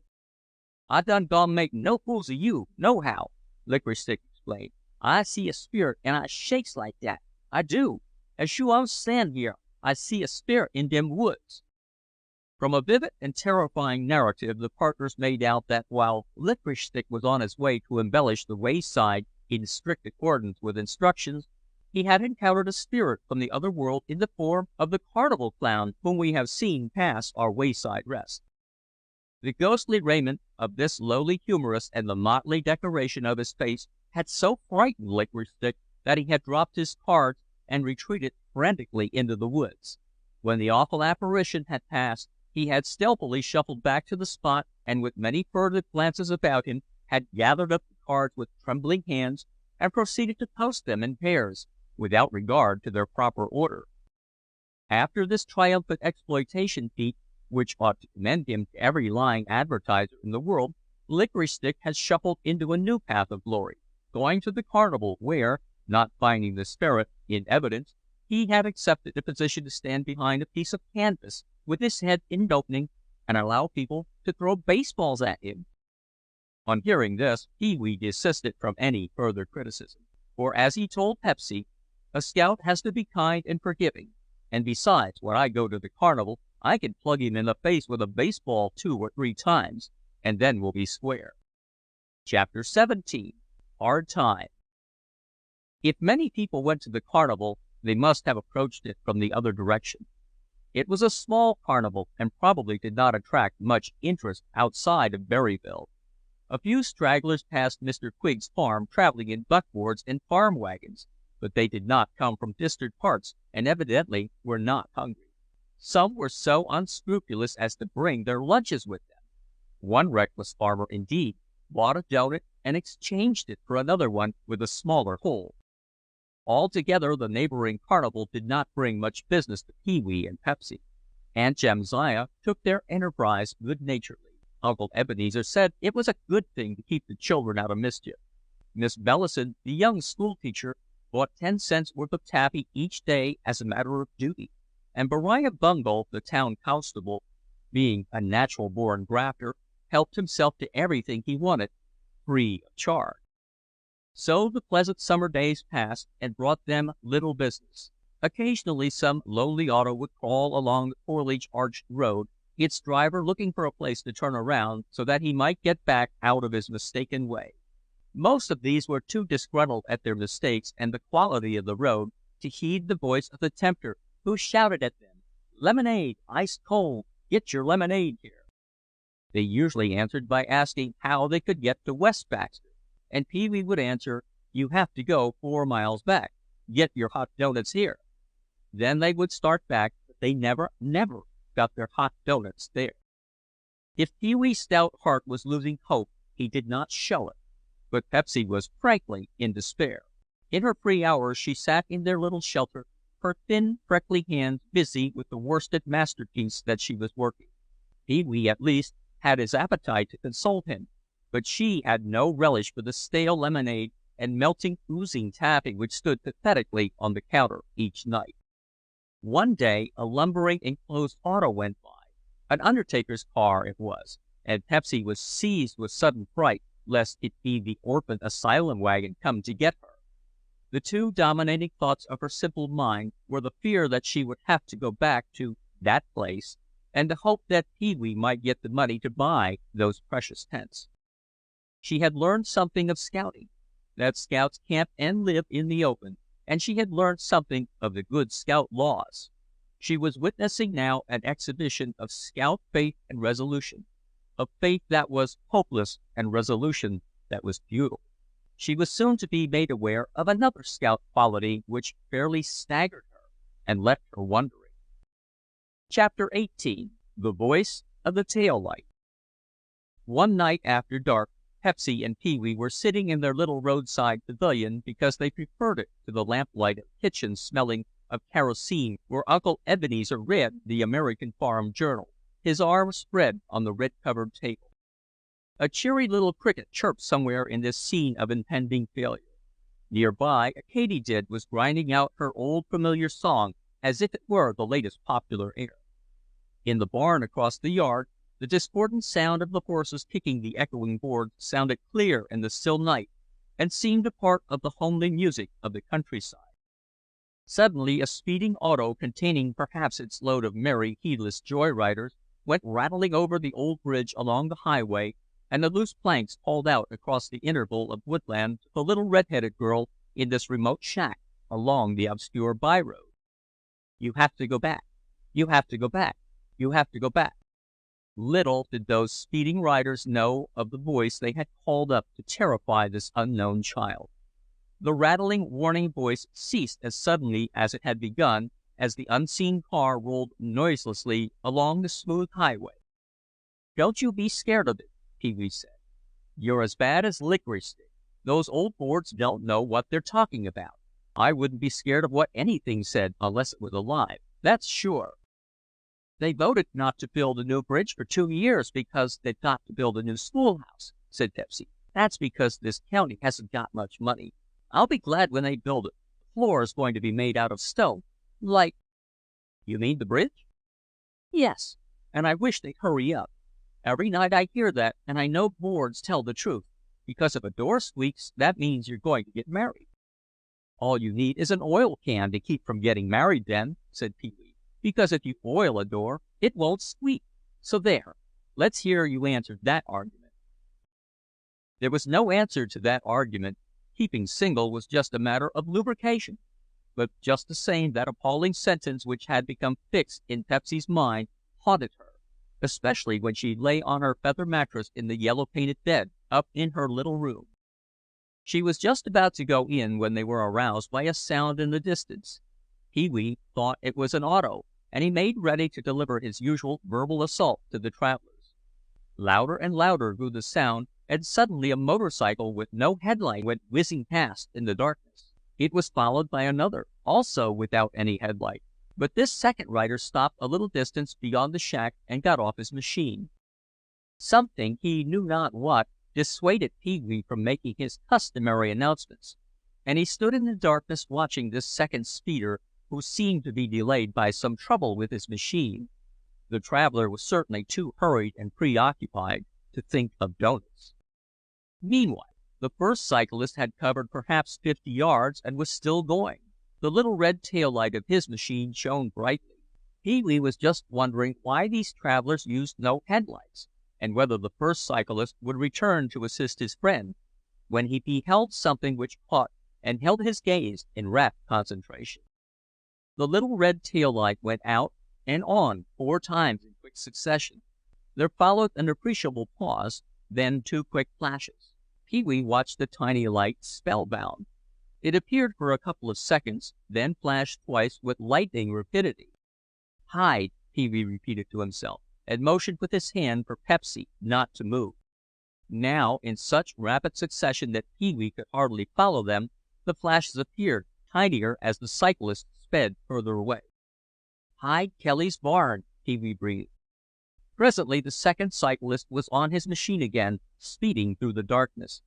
Either the first cyclist knew that his friend's trouble was not serious, or time was so precious that he could not pause in any case. Indeed, their flight must have been urgent to speed on such a road without headlights. The whole thing had a rather sinister look. Pee-wee wondered who Kelly was, and where his barn was located. Chapter 19. The Other Voice. "What do you mean, hide in Kelly's barn?" Pepsy whispered, greatly agitated. "Can you keep still about it?" Pee-wee said. "Girls can't keep secrets. Can you keep still till I tell you it's all right to speak?" "I can keep a secret and not even tell it to you," she shot back at him in spirited defiance. "I know a secret that will help us sure to make lots and lots of money, and I won't even tell you or Aunt Jamsiah, because she tried to make me. So there, Mr. Smarty. And I don't care whether you tell me or not if I can't keep a secret, but I've got a secret all by myself, and it's that much bigger than yours," she said, spreading out her thin little arms to include a vast area. "And besides that, I hate you," she added, bursting into tears and starting for the house. "And you could have that girl who was kept in after school for a partner," he heard her sobbing as she crossed the yard. Pepsy did not pause to speak with Uncle Eb or Aunt Jamsiah, who were sitting in the kitchen, but the latter, seeing her in tears, said kindly, "No folks passed by to the carnival tonight, Pepsy?" "Looks like rain," Uncle Eb said consolingly. "Tomorrow'll be the big night when they have the wrestling match. I reckon Jeb Collard and all his summer folks will go up on the hay rig from West Baxter. You wait till tomorrow night, Pep. Mamsy'll make you up a pan of fresh doughnuts for tomorrow night. Won't you, Mamsie? Don't you take on now, Pepsy. You just go to bed and forget your troubles." "I don't care about people from West Baxter," Pepsy said, stamping her foot and shaking her head violently, "and I don't care about the old carnival or anything. So now, they're all too stingy to buy things. They're too stingy. I don't care," she went on fairly in hysterics. "He says I can't keep a secret. But I've got one, and I won't tell it to anybody, and I thought it up all myself, and it will surely make lots and lots and lots of people come and buy, and he'll see if girls can do things." She was crying violently and shaking like a leaf. "What is the secret, Pepsy?"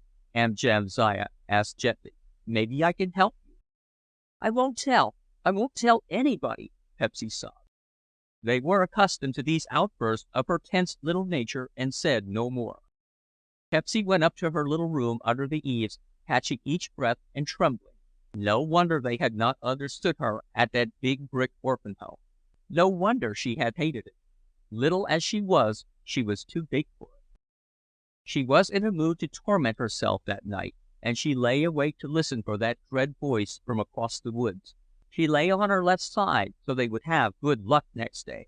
She was greatly overwrought, and when at last she did hear the sound, loud and heartless with its sudden beginning and sudden end, It startled and terrorized her, as if it were indeed that gloomy, windowless equipage of the State Orphan Home coming to take her away. She pushed her little fingers into her ears so that she could not hear it. Chapter 20. An Official Rebuke. As for Pee-wee, his trouble was quite of another character. The dubious outlook for their great enterprise did not submerge his buoyant spirit. He had been the genius of many colossal enterprises, most of them falling short of his glowing predictions, and his ingenious mind passed from one thing to another with no lingering regrets. He usually invested so much enthusiasm in organization that he had none left for maintenance. He did not stick at anything long enough to be disappointed in it. There were too many other worlds to be conquered. His heart was no longer in the refreshment parlor, and he was already finding solace in becoming his own solitary customer, by eating the taffy which he could not sell. There had been so few things in Pepsy's little life that she had put her whole intense little heart and soul in this, and was resolved that this hero from the great world of Bridgeboro should buy the tents which, in plain fact, he had already forgotten about. So it happened that while Pepsy was lying on her left side, one of Licorice Stick's prescriptions, to ensure good luck for the morrow, Pee-wee was dangling his legs from the counter, eating a doughnut. What concerned him now was this mystery of the speeding cyclists. That was the big thing in his young life. He believed them to be fugitives. Their reckless speed and the fact that they used no headlights gave color to this delightful supposition. Little had they thought that this diminutive scout, unseen in the darkness, had read that message in the Morse code with perfect ease. Hyde Kelly's barn. What did that mean? If Pee-wee had liked Beriah Bungle, the Everdoze constable, he would have gone to him with this information. But he disliked Beriah Bungle with true scout thoroughness. He knew him to be officious and swelling with self-importance, and he was not going to put business in such a creature's way. But the next morning something happened which showed Scout Harris in a new light. Going to the post office early in the morning, he saw a sign posted on the bulletin board, and he read it with lively interest. $250 reward for information leading to the arrest and conviction of the thieves who stole 2 motorcycles from the yard of Chandler's motorcycle repair shop in Baxter City. The machines are Indian models bearing license plates 2570 and 92632. Both machines are comparatively new. Communicate with Austin Sawyer, County Prosecutor, County of Borden, Baxter City. This notice had evidently been brought down by the mail driver early in the morning, and several distinguished citizens of Everdoze were gathered about, commenting on it. It seemed certain that none of the Everdoze dozers had heard the motorcycles, and surely no one in the village would have been any the wiser for seeing those quick, tiny flashes, which told so much to the scout. "I heerd something, but 'twa'n't no motorcycles," said Nathaniel Knapp. "'Twas an auto, or I'm crazy."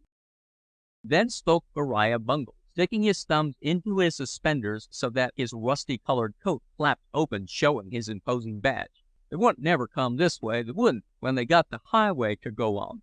They hit inter the highway from Barter, that's what they done. Them fellers has Confederates waitin' across the state line with New York license plates. They made the line last night. Them fellers gets as far as they can on the first go-off. Well, how was refreshments?" he added, turning upon Pee-wee. "You ought to know," Pee-wee piped up. "You took enough of them," which caused a laugh among the store loungers. "When I was a youngster, if I sassed my elders, I got the hickory stick," Beriah said. "Yes, and when you grew up, you got the peppermint sticks and doughnuts and things," Pee-wee shot back. At this, Darius Bragg and Nathaniel Knapp laughed uproariously. Constable Bungle saw but one way out of his rather embarrassing situation, and that was the old approved device of a box on the ears.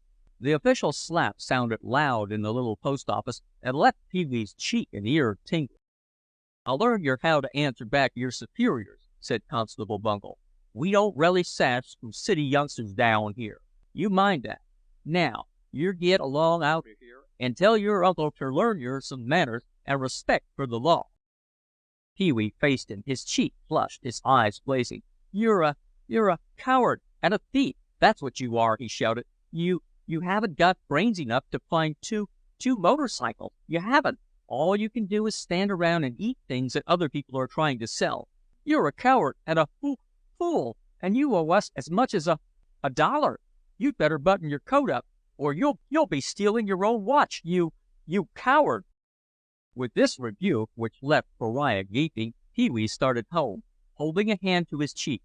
He was trying hard not to cry, not from the pain, but from the indignity he had suffered. He had never known such a thing in all his life before. He felt shamed, humiliated. His whole sturdy little form trembled at the thought of such degradation at hands of a stranger. Chapter 21. Scout Harris Fixes It. Perhaps you will say that Pee-wee was not a good scout to speak with such impudent assurance to his elders. But you are to remember what I told you about Pee-wee, that everything about him was tremendous except his size. He was not always the ideal scout in little things. He was a true scout in the big things. When he reached the shack, he found Pepsy waiting for him, and he poured forth his grievance into her sympathetic ears. "I'll fix him all right," he said.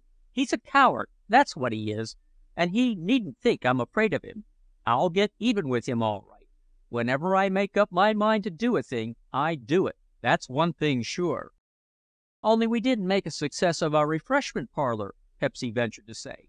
"But just the same, we're going to, because—" "What do I care about it?" Pee-wee vociferated. "I know a way to get $250, and that's more money than we ever make in this old place. And I'll have you for my partner just the same. I'm going to get $250 all at once." "Can I see it when you get it?" Pepsy asked. "You can have half of it because we're partners," Pee-wee said, recovering something of his former spirits as this new prospect opened before him. "Can't we have the refreshment parlor any more?" Pepsy asked wistfully. "Because, honest and true, we're going to make lots and lots of money in it. I know a way." "Listen, Pepsy," Pee-wee said. "Do you know what the Morse code is? It's the language they use when they telegraph. Scouts have to know all about that. Do you remember when I said, 'Hide Kelly's barn' last night? That's what that first feller said to the other one who was stuck. Didn't you notice how his little red light kept flashing away up the road? That's what it meant. They're hiding in Kelly's barn, and nobody knows it. There's a sign in the post office, and it says they'll give $250 to anybody who tells where they are. Do you think I'd tell Beriah Bungle?" he added contemptuously. "I'm going to tell a man named Sawyer. He's the county prosecutor. He lives in Baxter City. Only we have to go right away. I'm going back with a mail car to Baxter. Do you want to go? If you do, you have to hurry up." The last time that Pepsy had appeared before an official of the law, she had been sent to the big brick building, and she was naturally wary of prosecutors, judges, and such people. Suppose Mr. Sawyer should order herself and Pee-wee to the gallows for meddling in these dark, mysterious matters. Pee-wee read this in her face. "Don't be scared," he said manfully. "I wouldn't let anybody hurt you. My father knows a man that's a judge, and he tells jokes and has 2 helpings of dessert and everything just like other people. Prosecutors aren't so bad. Gee whiz, they're better than poison ivy. They're better than school principals anyway, that's sure. You see, I'll handle him all right." Pepsy's thoughts wandered to the 6 merry maidens whom Pee-wee had handled with such astonishing skill. "Can't we have our refreshment parlor any more?" she asked, with a note of homesickness for the little place they had decorated with such high hope. If you'll wait as much as 2 weeks, lots and lots and lots and lots of people will come." But Pee-wee was not to be deterred by sentiment and false hope. "Don't you want us to have $250? he asked scornfully. "Don't you want us to buy those tents?" This was too much for Pepsy. She grasped Pee-wee's hand, following him reluctantly as she gave a wistful look back at their little wayside shelter. The stock had not been set out for the day, and the bare counter made the place look forlorn and deserted as they went away. "It's a blamed sight easier than running a refreshment parlor," Pee-wee said. "It's just like picking the money up in the street. All we have to do is go to Mr. Sawyer's office and tell him, and—" "You have to go in first. said Pepsy. Pee-wee's enthusiasm was contagious, and Pepsy was soon keyed up to the new enterprise, even to the point of facing Mr. Sawyer. She had cautiously resolved, however, to remain close to the door of his office, so that she might effect a precipitate retreat at the first mention of an orphan asylum. Whatever Pee-wee did must be right, and she saw now that $250 won in the twinkling of an eye was better than life spent in the retail trade. Yet she could not help thinking wistfully and fondly of their little enterprise and its cozy headquarters. They sat on a rock by the roadside, waiting for the mailman's auto to come along. Once in that, Pepsy felt that her fate would be sealed. She had never been away from Everdoze since she had first been taken there. Baxter City was a vast place which she had seen in her dreams, a place where people were arrested and run over, and where the constables were dressed up like soldiers. She clung tight to Pee-wee's hand. "I hate him too," she said, referring to Beriah Bungle, "and it will serve him right if Whitey dies, and I just hope he does, because his father hit you." "Who's Whitey?" Pee-wee asked. "He's Mr. Bungle's little boy, and he's all white because he's sick, and they can't take him to a great big place in the city so they can make him all well again, and it just serves him right, and I'm glad they haven't got any money. Everybody says he's going to die, and Licorice Stick knows he's going to die in a rainstorm on a Friday. That's what he said." This information about a little boy who was so pale that they called him Whitey, and who was going to die in a rainstorm on a Friday, was all new to Pee-wee. "Licorice Stick is crazy," he said. "What does he know about dying? He never died, did he?" This brilliant argument appeared to impress Pepsy. "If they took him to a hospital in New York, then he wouldn't have to die because they could fix him," Pepsy said. "I heard Aunt Jamsiah say so. There are doctors there that can fix people all well again." "I'll bet I'm as good a fixer as they are," Pee-wee said. "I've fixed lots of people. I fixed the whole patrol once." "So they wouldn't die?" "They thought they were smart, but I fixed them." "Fixing smarties is different," said Pepsy. "If people have something the matter with their hips, you can't fix them. Because, anyway, if they're going to die on a Friday, even snail water won't fix them." "Snail water? What's that?" "It's medicine made from snails. Licorice Stick knows how to make it. You have to stir it with a willow stick, and then you get well quick." "How can you get well quick when snails are slow?" Pee-wee asked. "That shows that Licorice Stick is crazy. It would be better to make it with lightning bugs." "Lightning bugs mean there are ghosts around," said Pepsy. "The lightning bugs are their eyes. But anyway, just the same, nobody can fix Whitey Bungle, because the doctor from Baxter said so, and he knows because he's got an automobile." "Automobiles don't prove you know a lot," said Pee-wee. "Just the same, Whitey is going to die," said Pepsy, "and then you'll see, because when my mother didn't have any money, she died, so there." Pee-wee did not answer. He appeared to be thinking. And so the minutes passed as they sat there on the rock by the roadside, waiting for the mailman's auto to take them to Baxter City. "Do you say I can't fix it?" he finally demanded. "Maybe you think scouts can't fix things. They know first aid, scouts do. I can fix that little feller. Maybe you think I can't. You come with me, I'll show you. Scouts can do things. They're better than snails and lightning bugs. I'll show you what they can do. You come with me." "Ain't you going to wait for the mailman?" "No, I'm not. You come with me." This apparent desertion of another cherished enterprise all in one day took poor Pepsy quite by storm. She did not understand the workings of Pee-wee's active and fickle mind, but she followed his sturdy little form dutifully as he trudged up the road and into a certain lane.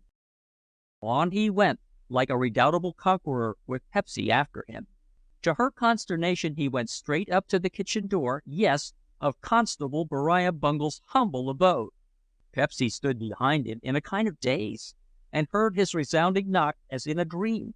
Then suddenly, to her dismay and terror, she saw Beriah Bungle himself standing in the open doorway looking fiercely down at the little khaki-clad scout. "Mr. Bungle," she heard as she stood gaping and listening and ready to run at the terrible official's first move. "Mr. Bungle, If you want to know where those two fellows are that stole the motorcycles, they're hiding in Kelly's barn, and I guess they'll stay there till dark. So if you want to go and get them, you'll get $250 as long as you don't say who told you where they are." Without another word, he turned and trudged away along the path, Pepsy following after him, too astonished to speak. Chapter 22. Fate is Just. On that very morning Constable Bungle performed the stupendous feat which sent his name ringing through Borden County and established him definitely as the Sherlock Holmes of Everdoze. Followed by the local citizenry, who marveled at his deductive skill, he advanced against Kelly's barn in the outskirts of Berryville. Here, perceiving evidences of occupation, he demanded admittance, and on being ignored, he forced an entrance and courageously arrested two young fellows who were hiding there, waiting for the night to come. It is painful to relate that, in process of being captured, one of these youthful fugitives delivered a devastating blow upon the long nose of the constable, thereby unconsciously doing a good turn like a true scout, and repaying him in kind for his treatment of Pee-wee. Thus it will be seen that fate is just, for as Pee-wee explained to Pepsy, he got everything I wanted him to get, a punch in the nose and $250.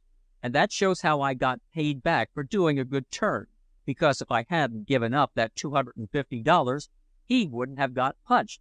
So you see, it pays to be generous and kind, like it says in the handbook.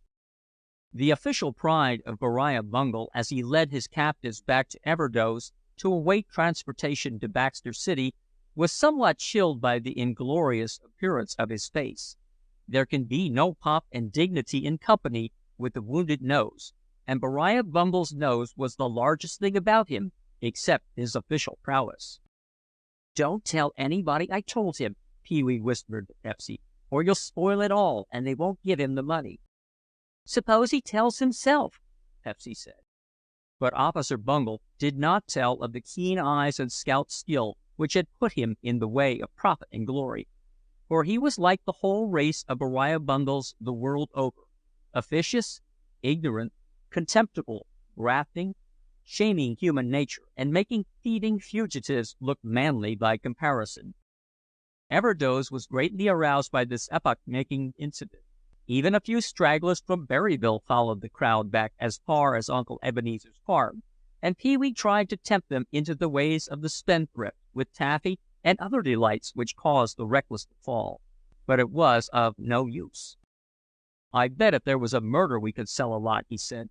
"Motorcycle thief crowds aren't very big.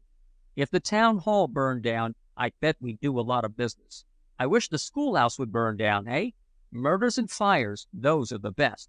Especially murders, because lots of people come." "I like fires better," Pepsy said. "Lots and lots and lots of people go to fires." "Yes, and they get thirsty watching them, too," said Pee-wee. "That's the time to shout, 'Ice-cold lemonade.'" There was one person in Everdoze, and only one, who neither followed nor witnessed this triumphal march, which had something of the nature of a pageant. This was a little lame boy, very pale, who sat in a wheelchair on the back porch of the lowly Bungle homestead. The house was up a secluded lane and did not command the view of the weeds and rocks of the main thoroughfare. This frail little boy, whose blue veins you could follow like a trail, had never seen or heard of Pee-wee Harris, scout of the first class, if ever there was one, and mascot of the Raven Patrol. He had indeed heard his father speak of cuffing a sassy little city urchin on the ear, but how should he know that this same sassy little urchin had thrown away $250? Thrown it away? Well, let us hope not. Let us hope that those wonder workers in the big city succeeded in fixing him, as indeed they must have done if they were as good fixers as Scout Harris. Let us hope that Licorice Stick had gotten things wrong, as we have seen him do once before, and that little Whitey Bungle did not die in a rainstorm on a Friday. Chapter 23. Where there's a will, there's a way. To translate some little red flashes of light and read a secret in them was utterly beyond the comprehension of poor Pepsy. Here was a miracle indeed, compared with which the prophecies and spooky adventures of Licorice Stick were as nothing, and to win $250 by such a supernatural feat was staggering to her simple mind. Licorice Stick's encounters with spirits had never brought him a cent, but deliberately to sacrifice this fabulous sum in the interest of a poor little invalid that he had never seen made Pee-wee not only a prophet, but a saint to poor Pepsy. If scouts did things like this, they were certainly extraordinary creatures. To give $250 to a person who has boxed your ears, and then to go merrily upon your way in quest of new triumphs, that Pepsy could not understand. The whole business had transpired so quickly that Pepsy had only seen the $250 flying in the air, as it were, and now they were poor again, even before they had realized their riches. And there was Pee-wee sitting on the counter of their unprofitable little roadside rest, with his knees drawn up, sucking a lemon stick, which apparently no one else wanted, and discoursing on the subject of good turns generally.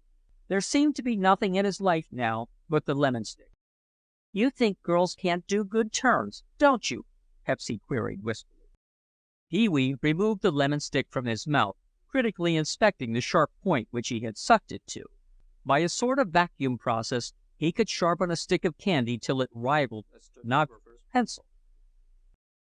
"Do you know what reciprocal means?" he asked with an air of concealing some staggering bit of wisdom. "It's a kind of church," Pepsy ventured. "That's Episcopal," Pee-wee said with withering superiority, placing the lemon stick carefully in his mouth again. This action was followed by a sudden depression of both cheeks, like rubber balls from which the air has escaped.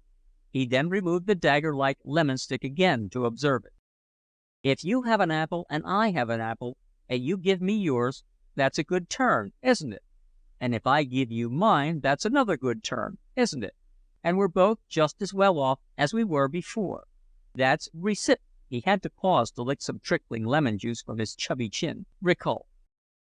Pepsy seemed greatly impressed, and Pee-wee continued his edifying lecture.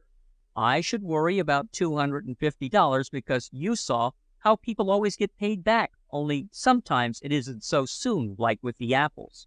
Everything always comes out all right," continued the little optimist between tremendous sucks. "And if you're going to get a punch in the nose, you get it. And you can see how Mr. Bungle got paid back. What do you call it?" "Automobile?" Pepsy ventured. "Automatically," Pee-wee blurted out, catching a fugitive drop of lemon juice as it was about to leave his chin. "Good turns are the same as bad turns, only different. Do you see? I bet you can't say automatically while you're sucking a lemon stick." "Is it a scout stunt?" Pepsy asked. Pee-wee performed this astounding feat for her edification, catching the liquid byproduct with true scout agility. Whether from scout gallantry or scout appetite, he did not put Pepsy to the test. "I'm glad of it anyway, because now we can stay here and have our store, and there isn't anybody like that Mr. Sawyer to be afraid of." "Do you think I'm afraid of prosecutors?" Pee-wee demanded to know. "I'm not afraid of them any more than I'm afraid of June bugs. I bet you're afraid of June bugs." "I'm not," she vociferated, tossing her red braids and looking very brave. "Then why should you be afraid of prosecutors? I wouldn't be afraid of anything that doesn't sting." Pepsy said nothing, only thought, and Pee-wee said nothing, only sucked the lemon stick, observing it from time to time as its point became more deadly. "Maybe I'm not as brave as you are and can't do things, and I'm scared of Baxter City, but I bet you I can think up as good turns as you can, so there. And if you promise to stay here, I'll make it so lots of people will come and you can buy the tents, and that will be a good turn, won't it? You said if you make up your mind to do a thing, you can do it." "I wouldn't take back what I said," said Pee-wee, finishing the lemon stick by a terrible sudden assault with his teeth. "Well, then, so there, Mr. Smarty," she said with an air of triumph. "I'm going to do a good turn, you see, because I made up my mind to do it good and hard, and we'll make lots and lots of money. So do you promise to stay here and keep on being partners? Do you cross your heart you will?" If Pee-wee had been as observant of Pepsy as he was used to being of signs along a trail, he might have noticed that her eyes all ablaze, and that her little thin freckly wrists trembled. But how should he know that his own carelessly uttered words had burned themselves into her very soul? If you make up your mind to do a thing, you can do it. Chapter 24. Pepsy's Enterprise. Pepsy knew the Scouts only through Pee-wee. She knew they could do things that girls could not do. She must have been deaf if she did not hear this. She knew they walked with dauntless courage in great cities, and that they were not afraid of prosecutors. They were strange, wonderful things to her. They possessed all the manly arts and some of the womanly arts as well. They could track, swim, dive, read strange messages in flashes of light, sacrifice appalling riches, and think nothing of it. They could cook, sew, imitate birds, and read things in the stars. Pee-wee had not left Pepsy in the dark about any of these matters. Pepsy knew that she could not aspire to be a scout. The young propagandist had forgotten to tell her of the Girl Scouts who can do a few things, if you please. But one thing Pepsy could do. She could worship at the feet of his heroic legion. If all there was to doing things was making up your mind to do them, then could she not do a good turn as well as a boy? Surely Scout Harris, the wonder worker, could not be mistaken about anything. He had shown Pepsy conclusively how good turns, to say nothing of bad ones, are always paid back by an inexorable law. Punches on the nose, or kindly acts of charity and sweet sacrifice. It was always the same. Pepsy had no money invested in their unprofitable enterprise, for she had no money to invest. Neither had she any capital of scout experience to draw upon. But one little nest egg she had. She had once made a small deposit in this staunch institution of reciprocal kindness. All by herself, and long before she had known of Pee-wee and the Scouts, she had done a good turn. According to the inevitable rule, which she did not doubt, the principal and interest of this could now be drawn. Why not? Somewhere, and she knew where, there was a good turn standing to her credit. It would be paid her just as surely as that splendid punch in the nose was paid to Maria Bungle. And using this good turn that was standing to her credit, she would be the instrument which fate would choose to pay Scout Harris back for his great sacrifice of $250. You see how nicely everything was going to turn out? The person who would now do Pepsy the good turn, which would bring success and fortune to their little enterprise, and enable Scout Harris to buy 3/10, was Mr. Ira Jensen, who lived in the big red house up the road. A very mighty man was Mr. Ira Jensen, almost as terrible in worldly grandeur and official power as a prosecutor. Not quite, but almost. At all events, Pepsy could muster up courage to go and face him, and that she was now resolved to do. Indeed, this had been her secret. Chapter 25. An Accident. Mr. Ira Jensen sometimes wore a white collar, and he was deacon in the church, and he was the one who selected the Everdoze school teacher, and he was president of the Horden County Agricultural Association, and he had a khaki-colored swinging seat on his porch and muslin curtains in his windows. So you may judge from all this what a mighty man he was. Such a man is not to be approached except upon a well-considered plan. It required almost another week of idling in the refreshment parlor, of vain hopes, and ebbing interest on the part of the scout partner, to bring Pepsy to the state of desperation needed for her terrible enterprise. A sudden and alarming turn of Pee-wee's fickle mind precipitated her action. "Let's eat up all the stuff and make the summer house into a gymnasium, and we can give magic lantern shows in it, too. What do you say?" Pee-wee inquired in his most enthusiastic manner. "We can charge 5 cents to get in." He did not explain whence the audiences would come. He had found an old magic lantern in the attic, and that was enough. The only stock now on hand was what might be called the permanent stock, if any stock could be called permanent where Pee-wee was. No longer did the fresh, greasy doughnut and the cooling lemonade grace the forlorn little counter. "No, I won't," Pepsy said, tossing those red braids. "I won't eat the things because we started here and I love them, so there." "If you love them, I should think you'd want to eat them," said Pee-wee. "That shows how much you know about logic." "I don't care. I'm just going to stay here "And if you promise to wait, we'll get lots and lots of money," she said. "You promised me you'd wait," she added wistfully. "You crossed your heart. Won't you please wait till 5 days, maybe? Won't you please? Maybe that will be a good turn, maybe?" He did not refuse. Instead, he helped himself to some gumdrops out of a glass jar, and appeared to be content. But Pepsy knew better than to trust the fickle heart of man, and that night she played the poor little card that she had been holding. After Uncle Eb and Aunt Jamsiah had gone to bed, and while the curly head of Scout Harris was reposing in sweet oblivion upon his pillow, Pepsy crept cautiously down the squeaky, boxed-in stairs and paused, in suspense, in the kitchen. The ticking of the big clock there seemed very loud, almost accusing, and Pepsy's heart seemed to keep time with it as it thumped in her little breast. How different the familiar kitchen seemed, deserted and in darkness!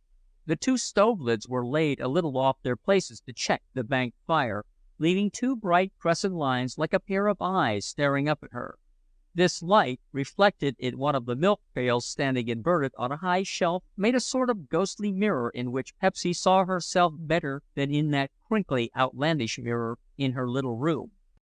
For a moment she was afraid to move, lest she make a noise, and so she paused, almost terrified, looking at her own homely little face on the most fateful night of her life. Then she tiptoed out through the pantry, where the familiar smell of fresh butter reassured her. It seemed companionable in the strange darkness and awful stillness, this smell of fresh butter. She crept across the side porch, where the churn stood like a ghost, a dish towel on its tall handle, and crossed the weedy lawn, where the beehives seemed to be watching her, and headed for the dark, open road. But here her courage failed.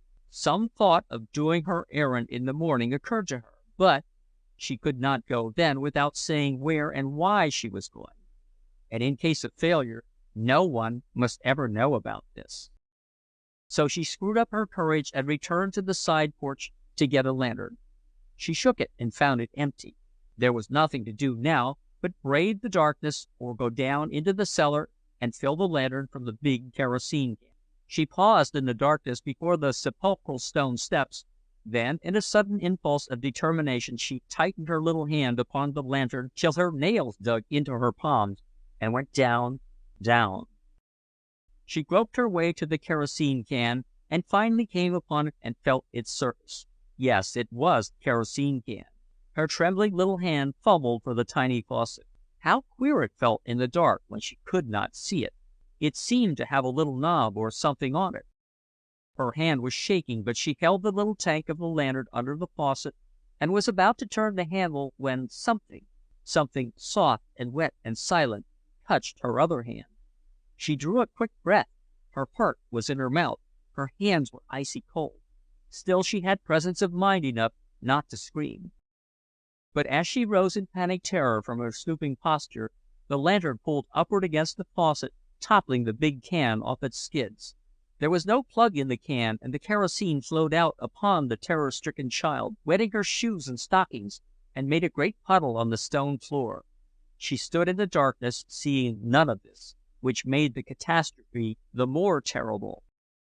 And then, as she stood in terror, wet and bewildered, waiting for whatever terrible sequel might come, she felt again that something soft and wet and silent on her hand. She moved her hand a little and felt of something soft, soft in a different way, soft but not wet. "Wiggle," she sobbed in a whisper. Why, didn't you tell me it was you, Wiggle?" But he only licked her hand again as if to say, "If there is anything on for tonight, I'm with you. Cheer up. Adventures are my middle name." Chapter 26.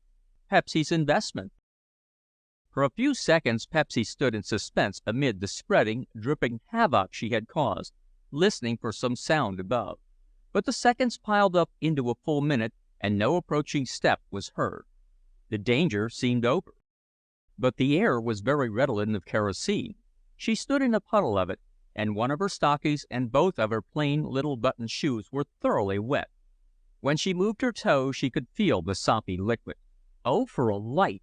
It would lessen her terror if she could just see what had happened and how she looked. She groped her way to the small oblong of lesser darkness which indicated the open bulkhead doors, and felt better when she was in the free open darkness of outdoors. Wiggle, seeming to note that something unusual was happening, kept close to her heels. She re-entered the kitchen, where those accusing, ghostly red slits of eyes in the stove seemed to watch her. She fumbled nervously on the shelf above the stove and got some matches, spilling a number of them on the floor. She could not pause to gather them up while those red eyes stared. She had planned her poor little enterprise with a view to secrecy, but in the emergency and with the minutes passing, she did not now pause to think or consider. Near the flour barrel hung several goodly pudding bags, luscious reminders of Thanksgiving. Aunt Jamsiah had promised to make a plum pudding for Pee-wee in the largest one of these, and he had spent some time in measuring them and computing their capacity with the purpose of selecting the most capacious. Pepsy now hurriedly took all of these and a kitchen apron along with them and descended again into the cellar. By the dim lantern light she lifted the fallen tank and replaced it on its skids. Then she wiped up the floor as best as she could with the makeshift mop which had been intended to serve a better purpose. She wiped off her soggy shoes and tried to clean that clinging oiliness from her hands. It seemed to her as if the whole world were nothing but kerosene.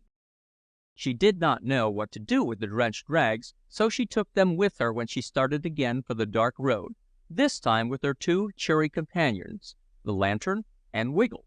She soon found the dripping rags a burden and cast them from her as she passed the well. Wiggle turned back and inspected the smelly, soggy mess, found that he did not like it, took a hasty drink from the puddle under the well spout, and rejoined his companion. It must have been close to 10 o'clock when Mr. Ira Jensen, enjoying a last smoke on his porch before retiring, saw the lantern light swinging up his roadway. The next thing that he was aware of was the pungent odor of kerosene borne upon the freshening night breeze. And then the little delegation stood revealed before him, Wiggle wagging his tail, the lantern sputtering, and Pepsy's head jerking nervously as if she were trying to shake out what she had to say. It took Pepsy a few moments to key herself up to the speaking point.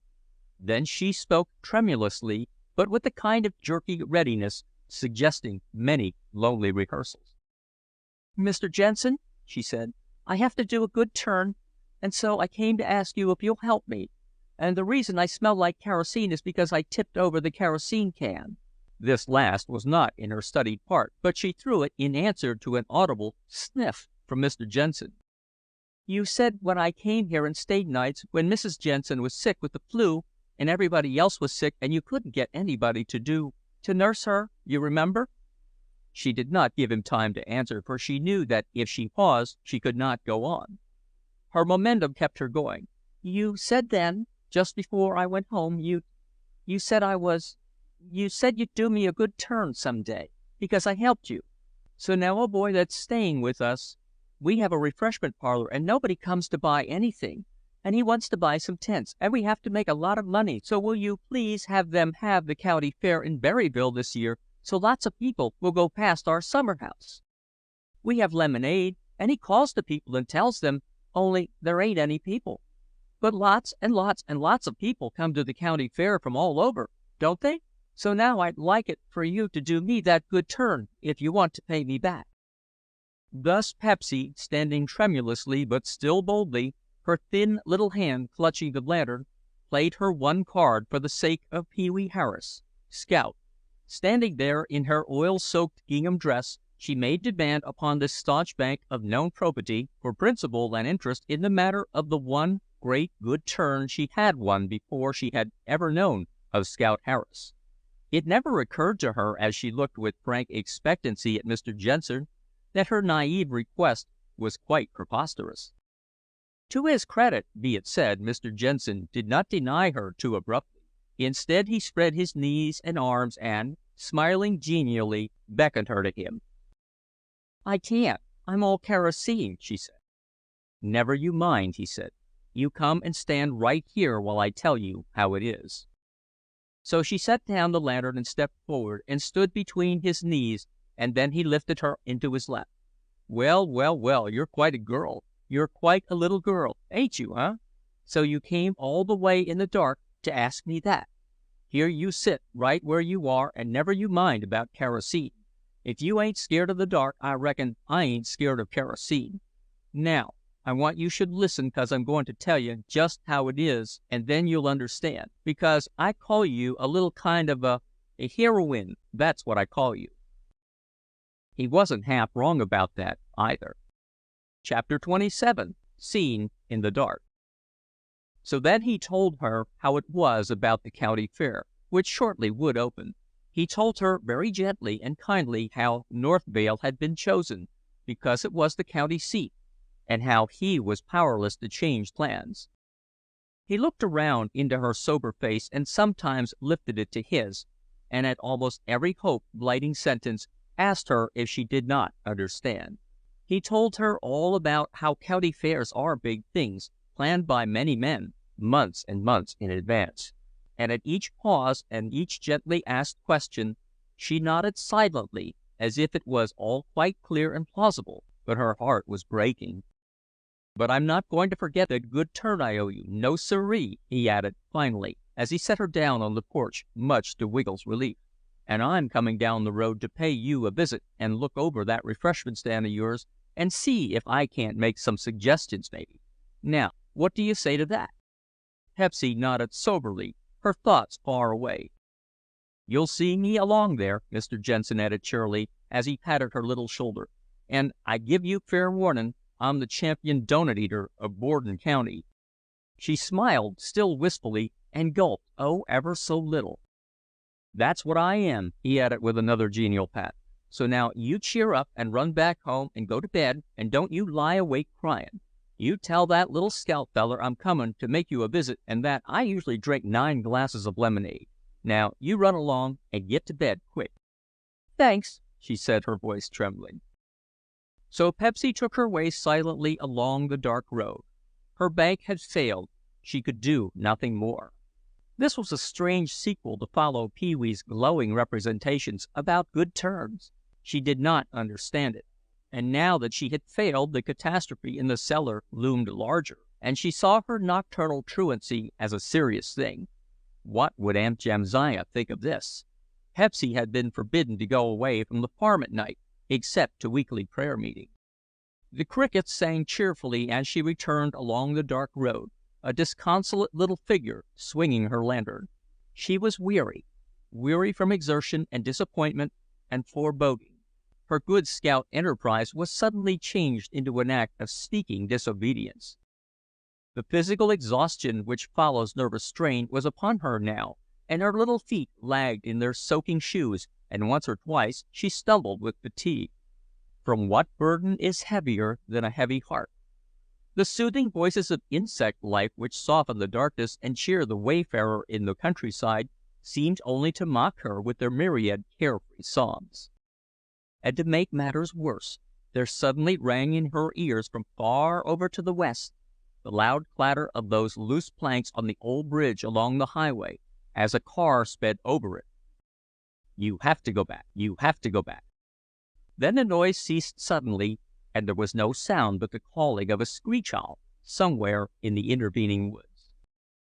Pepsy sat down on a rock by the roadside, partly to rest, and partly because she did not want to go home.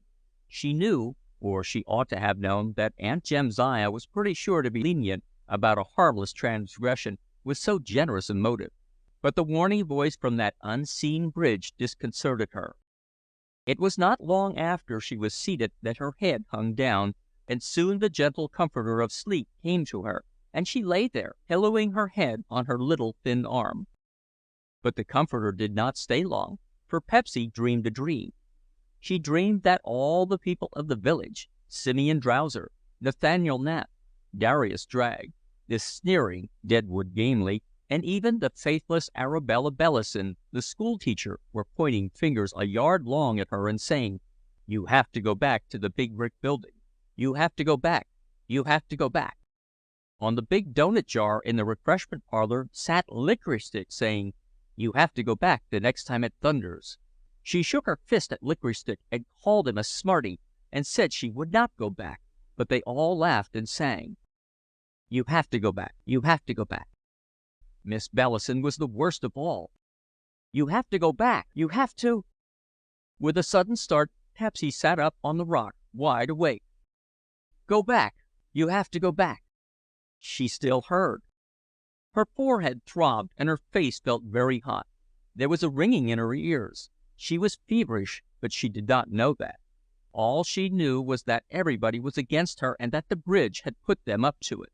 She was dizzy and had to put her hand on the rock to steady herself. The lantern light was extinguished, but she did not remember the lantern or Wiggle.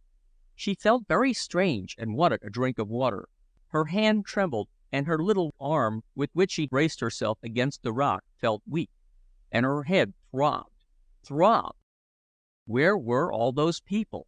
She felt around for them. Then she heard the voice again, far off through the woods, up along that highway. It was just an innocent automobile.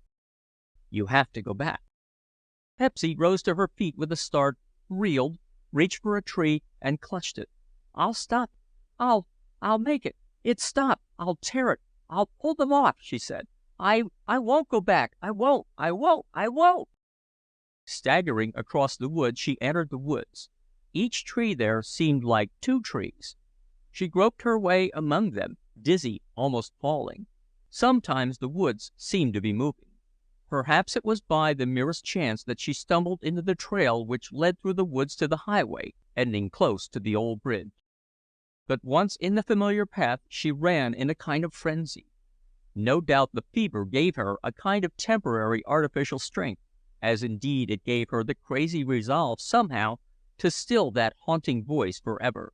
Crazed and reeling, she stumbled and ran along, pausing now and again to press her throbbing head, then running on again like one possessed. At last she came out of the woods suddenly onto the broad, smooth highway. There was the bridge, silent and, no, not dark, for there was a bright spot somewhere underneath it, and gray smoke wriggling up through those cracks between the planks. And there, yes, there, crawling away in the darkness, was a black figure, a silent, stealthy figure, stealing away. To the dazed, feverish girl, the figure seemed to have two pairs of arms. She tried to call, but could not. Her scream of delirious fright died away into a murmur as she staggered and fell prone upon the ground and knew no more. But never again, never, never would those cruel planks taunt her with their heartless prediction. Never would they frighten the poor, sensitive, fearful little red-headed orphan girl any more. Chapter 28. Stock on Hand. It was Joey Burnside, the burliest and hardiest of the volunteer firemen, who carried Pepsy back through the woods to the farm while still the conflagration was at its height. There was not timber enough left from the old bridge to kindle a scout campfire. A few charred remains had gone floating down the stream, and these fugitive remnants, drifting into tiny coves and lodging in the river's bends, were shown by the riverside dwellers as memorials of the event which had stirred the countryside more than any other item of neighborhood history. Under the gaping space of disconnected road, the stream flowed placidly, uninterrupted by all the recent hubbub above it. The straight highway looked strange without the bridge. Pepsy had a fever all that night, but toward morning she fell asleep, and Aunt Jamsiah, who had watched her through the night, tiptoed into the little room under the eaves and out again to tell Pee-wee that he had better wait, that all Pepsy needed now was rest. "Can't I just look at her?" Pee-wee asked. So he was allowed to stand in the doorway and see his partner as she lay there sleeping the good sleep of utter exhaustion. "When she wakes up," Aunt Jamsiah said pleasantly. Pee-wee knew the circumstances of her being found at the burning bridge and brought home, but he asked no questions, and Aunt Jamsiah said nothing of the events of that momentous night. It seemed to be generally understood that this matter was in Aunt Jamsiah's hands for thorough consideration later. Meanwhile, Pee-wee went across the lawn and down the road to the scene of their hapless enterprise. The roadside rest could boast now of but two jars, one of peppermint sticks and one of gumdrops, both in rapid process of consumption, and a number of spools of tire tape. But the absence of doughnuts and sausages and lemonade, this was nothing. It was the absence of Pepsy that counted. Pee-wee took his customary eye-opener, consisting of a gumdrop. He had to shake the jar to get a red one, that being the kind he preferred. Then he drew his legs up on the counter and proceeded to work upon the willow whistle he was making. His handiwork soon reached that stage of manufacture where it was necessary to soak the willow bark in water, so as to cause it to swell. He thereupon distributed the remaining gumdrops impartially between his mouth and his trousers pocket, and filled the empty jar with water, dropping his handiwork into it. Thus, by gradual stages, and without any sensational closing out sales, the refreshment stand was steadily going into a state of liquidation, even the lemon sticks being reduced to a liquid. There was no stock on hand now but 2 peppermint sticks and some tire tape. Suddenly a most astonishing thing happened. The sound of an automobile horn was heard in the distance, a deep, melodious, dignified horn.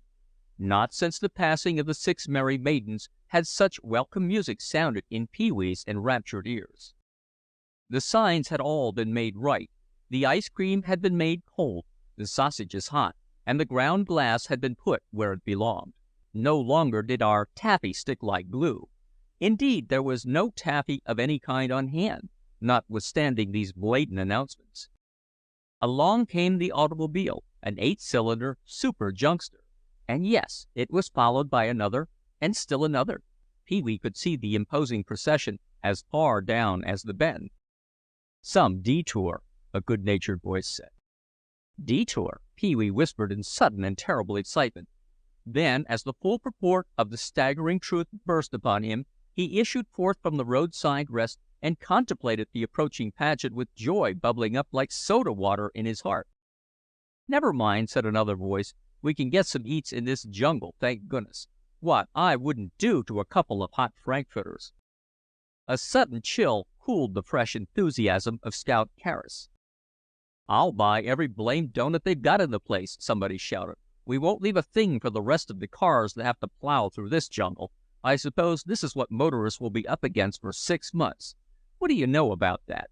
This eats merchant ought to clear a couple of million. I'll dicker with him for everything hot that he's got. I'm starving." "Same here," shouted another. Frantically, like a soldier waving his country's emblem in the last desperate moment of forlorn hope, Scout Harris clambered over the counter and grasped the jar containing 2 peppermint sticks. "Peppermint sticks! Peppermint sticks!" he shouted at the advancing column. "Get your peppermint sticks! They quench thirst and satisfy your hunger. They're filling. They warm you up. Peppermint is hot. Oh, get your peppermint sticks here." Chapter 29. Industrial Conditions. Pee-wee emerged safely, if not triumphantly, from this ordeal amid much laughter, and was just congratulating himself upon his skillful handling of the trade in a period of acute shortage when he received a knockout. In depositing the trifling price of the peppermint sticks in his trouser pocket, he discovered there 4 gumdrops glued together and clinging so affectionately that nothing could part them. At the moment of this discovery, Scout Harris, thus driven into a corner and standing at bay with nothing but one huge consolidated gumdrop for defense, heard the unmistakable sound of another car crawling over the rocks and hobbles of that outlandish road in 2nd gear. On it came like some horrible British tank. And now again he heard voices. "We can eat about 20 of them in my patrols. Yum, are we hungry? Oh no, hot frankfurters! Oh boy, lead them to me. I could even eat the sign, I'm so hungry. Put her in high. What do we care about the road?" Pee-wee listened and waited in terrible suspense. Scouts! He knew something about the scout capacity. Then, upon the fresh morning air, there floated another voice calling a sentence which he knew too well it was the good scout motto. "Hey there, you, whoever you are, Mr. Refreshment Man, be prepared. We're SCOUTS, we are, and we're HUNGREE. We haven't had anything since breakfast at 4:30. We had to come around through this rocky tour or detour or whatever you call it. Somebody ate the bridge last night. Are there any scouts down in this South African backyard?" If Pee-wee had not heard that familiar motto, "Be prepared," he would have known the approaching caravan to be scouts by their talk and banter. Be prepared. Pee-wee glanced at the bare counter and the empty jars and the shiny dishpan which held nothing but Pepsy's ball of worsted and the terrible ornamental thing that she was knitting. There they were, just as she had laid them the day before. Poor little Pepsy! Then they descended upon him as only hungry scouts can descend. Pee-wee's glowing promises which decorated the woods, and which he could not fulfill, had brought the party to a state of distraction. It was a big crackerjack touring car, overflowing with scouts and driven by a smiling scoutmaster. It seems as if they ought to have been pressed in and down with a shovel, like ice cream in a quart box. "For the love of," one of them began. "Look what's here! It's a scout!" "That?" shouted another. "Let's have the magnifying glass, will you?" Pee-wee straightened himself up to his full height. The big crackerjack touring car stopped. "Some detour," the scoutmaster said with an air of infinite relief. "Do they have scouts down here?" a member of the party asked. "I'm only staying here. I belong in Bridgeboro, New Jersey," Pee-wee said. "Don't talk about bridges," another scout said. "Talk about something pleasant. A scout is supposed to save life. Scout Law number 6. Let's have a couple of 1,000 hot dogs, will you? We're dying. And 4 to 11 dozen doughnuts with the holes removed." Do you need any tire tape?" Pee-wee stammered, playing for time. "Tire tape? What do you take us for? A lot of blowouts? Let's have some eats, and we'll take care of the blowout." "Come on, hurry up. A scout is supposed to be prepared," piped up a natty scout wearing the bronze cross. "Where's all the food?" the scoutmaster asked, glancing at the empty counter. We were led to suppose. "Don't you know what a shortage is?" Pee-wee piped up in sheer desperation. "We know what a shorty is," one of the party shot back. "You don't expect us to eat a shortage, do you?" another said. "Come ahead, hurry up. A scout isn't supposed to be cruel. You can always depend on scout signs that you find in the woods. A scout that puts scout signs—" "Those are different kinds of signs," Pee-wee shouted. "Those are trail signs. You think you're so smart. That shows how much you know about—" "3 strikes out," one of the scouts shouted. About industrial conditions," Pee-wee concluded. "Don't you know what "Yes, that's what you call it," a scout laughed. "Don't you know what a reconstruction period is?" Pee-wee fairly yelled, amid uncontrollable laughter. "If something happens like a war, or a bridge burning down, or something or other, that makes business conditions, it makes them all kind of upside down, doesn't it? Sometimes things are hard to get. Everybody knows that." "We can see it," a scout said. By this time the scoutmaster was laughing heartily, but with the greatest good humor. Pee-wee continued bravely, to the great amusement of the party. "Gee whiz, nobody ever came along this road. You admit that scouts are hungry, don't you?" "We proclaim it," said the scoutmaster. "I ate a lot of stuff and my aunt wouldn't cook any more stuff for us because nobody ever came and it got stale, and I ate too much of it. That's what she said.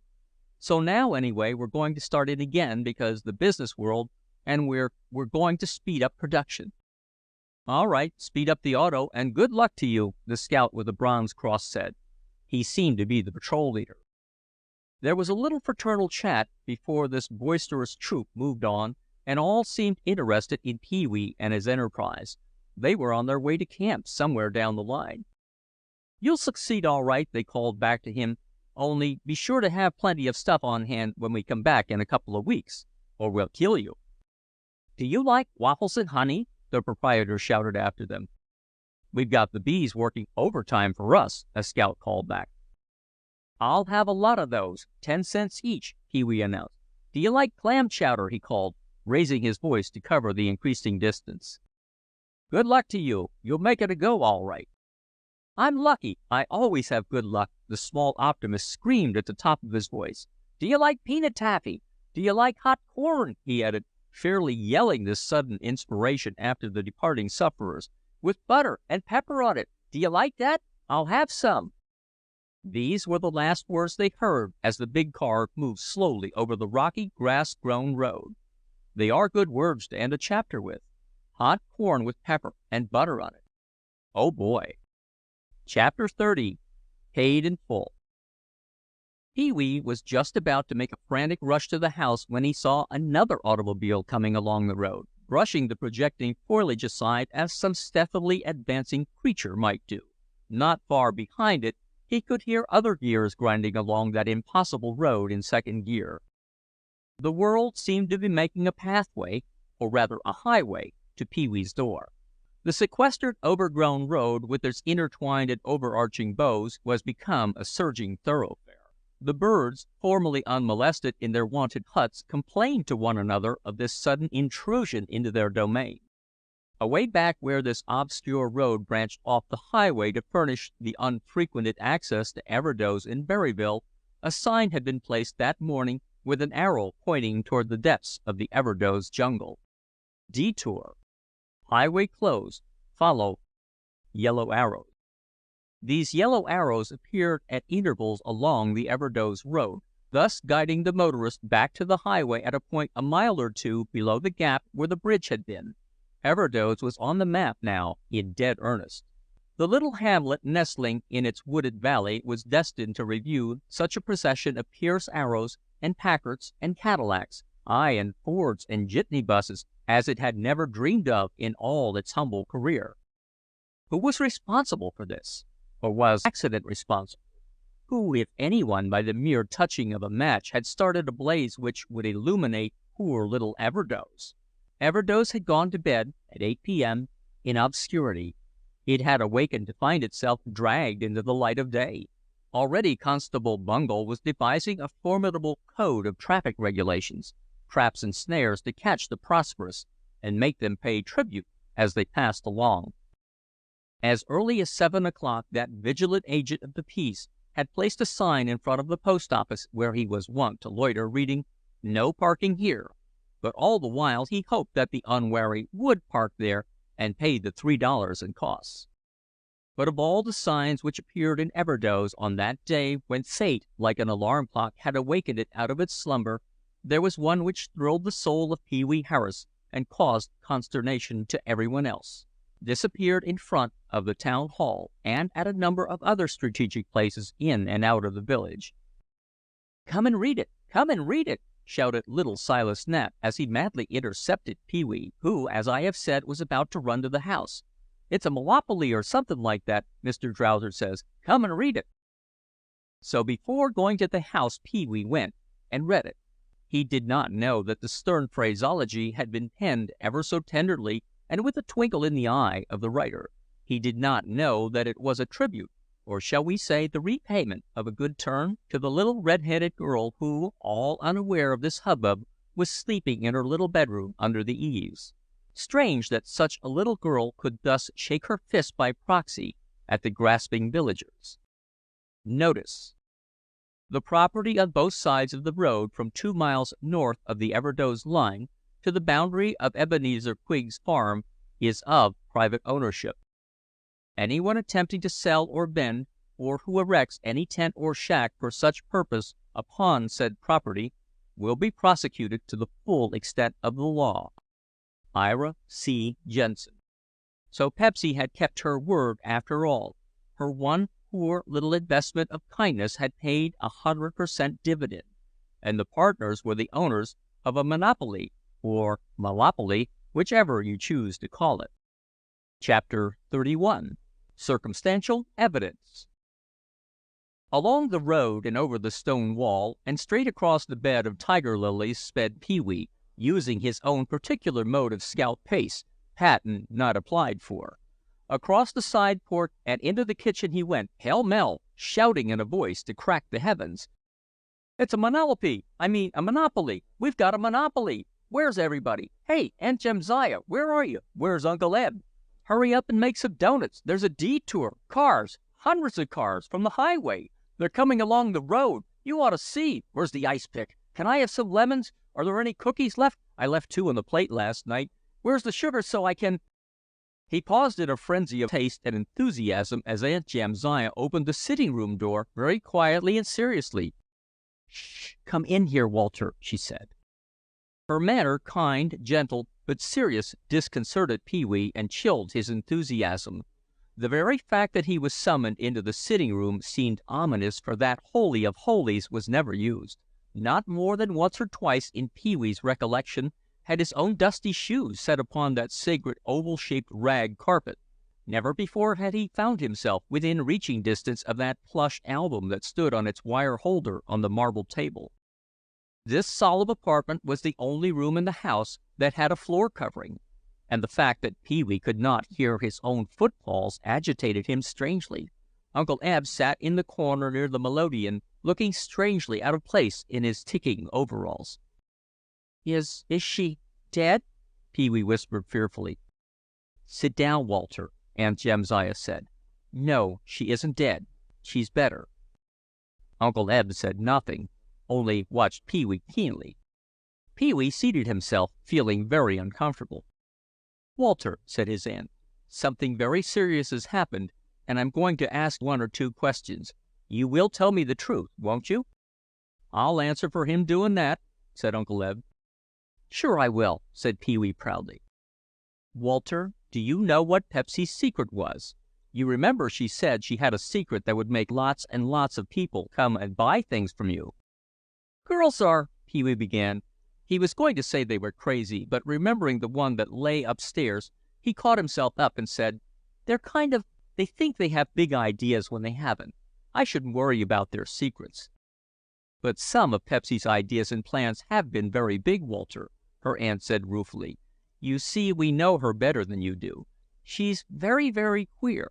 I'm afraid no one understands her." "I understand her," said Pee-wee. "She believes in bad luck days." Aunt Jamsiah paused a moment, considering. Then she went straight to the point. "Pepsy wants to do right, dear, but she will do wrong in order to do right, sometimes. We have always been a little fearful of her for that reason. She can't argue in her own mind and consider things as you do." "I know lots of dandy arguments," Pee-wee announced. "You know, Walter, her father was not a very good man, and Pepsy is queer. Last night she made a dreadful mess in the cellar. She was at the kerosene. Oh, it just makes me sick to think of it. She had some rags soaked with kerosene. Some of them were found by the well. The others—" Aunt Jamsiah lifted her handkerchief to her eyes and wept for a moment silently. "What others?" Pee-wee asked. "The ones that were used to set fire to the bridge, dear. Oh, it's terrible to think of it. Poor, poor Pepsy. That is what is bringing lots and lots of people along our road today, Walter. Pepsy was found lying unconscious near the bridge. She had kerosene all over her. One charred rag was found over there. It makes me—" Pee-wee arose and laid one hand on the back of the haircloth chair. He, too, was concerned now. You didn't tell her, you didn't accuse her, did you?" he asked. "No, I didn't." His aunt breathed worriedly. "I asked her to tell me all about last night, and she would tell me nothing. She said that the planks on the bridge tormented her. To almost everything I asked her, she said, 'I won't tell.'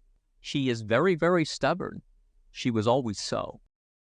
"Because, anyway," Pee-wee said, alluding to his former query, "if anybody says she burned down the bridge on purpose, it's a lie. I don't care who says it, it's a lie.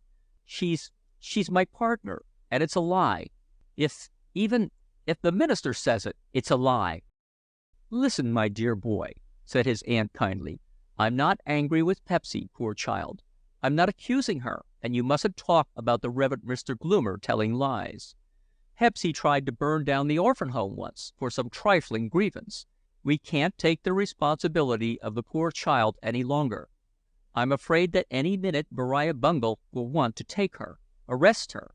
I know she's your partner, dear, but it would be better for us to send her back to the state home where she will probably be kept than to let her be arrested. I don't think she knew what she was doing. Poor, poor child." Aunt Jamsiah broke down completely, crying in her handkerchief. So Uncle Eb finished what little there was to say. "We had to send for 'em, Walter," said he. "She'll be better off there for a spell, I reckon. I ain't so sure about her doing it, though it looks bad. Leastways, she didn't know what she was doing. But don't you worry." Pee-wee did not wait to hear more. He just could not stand there. When are they coming?" he asked. "I reckon tomorrow, boy. Now you look here."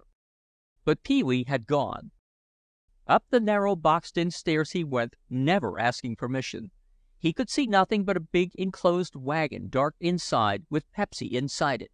He had no more idea what he was going to do that day than the man in the moon.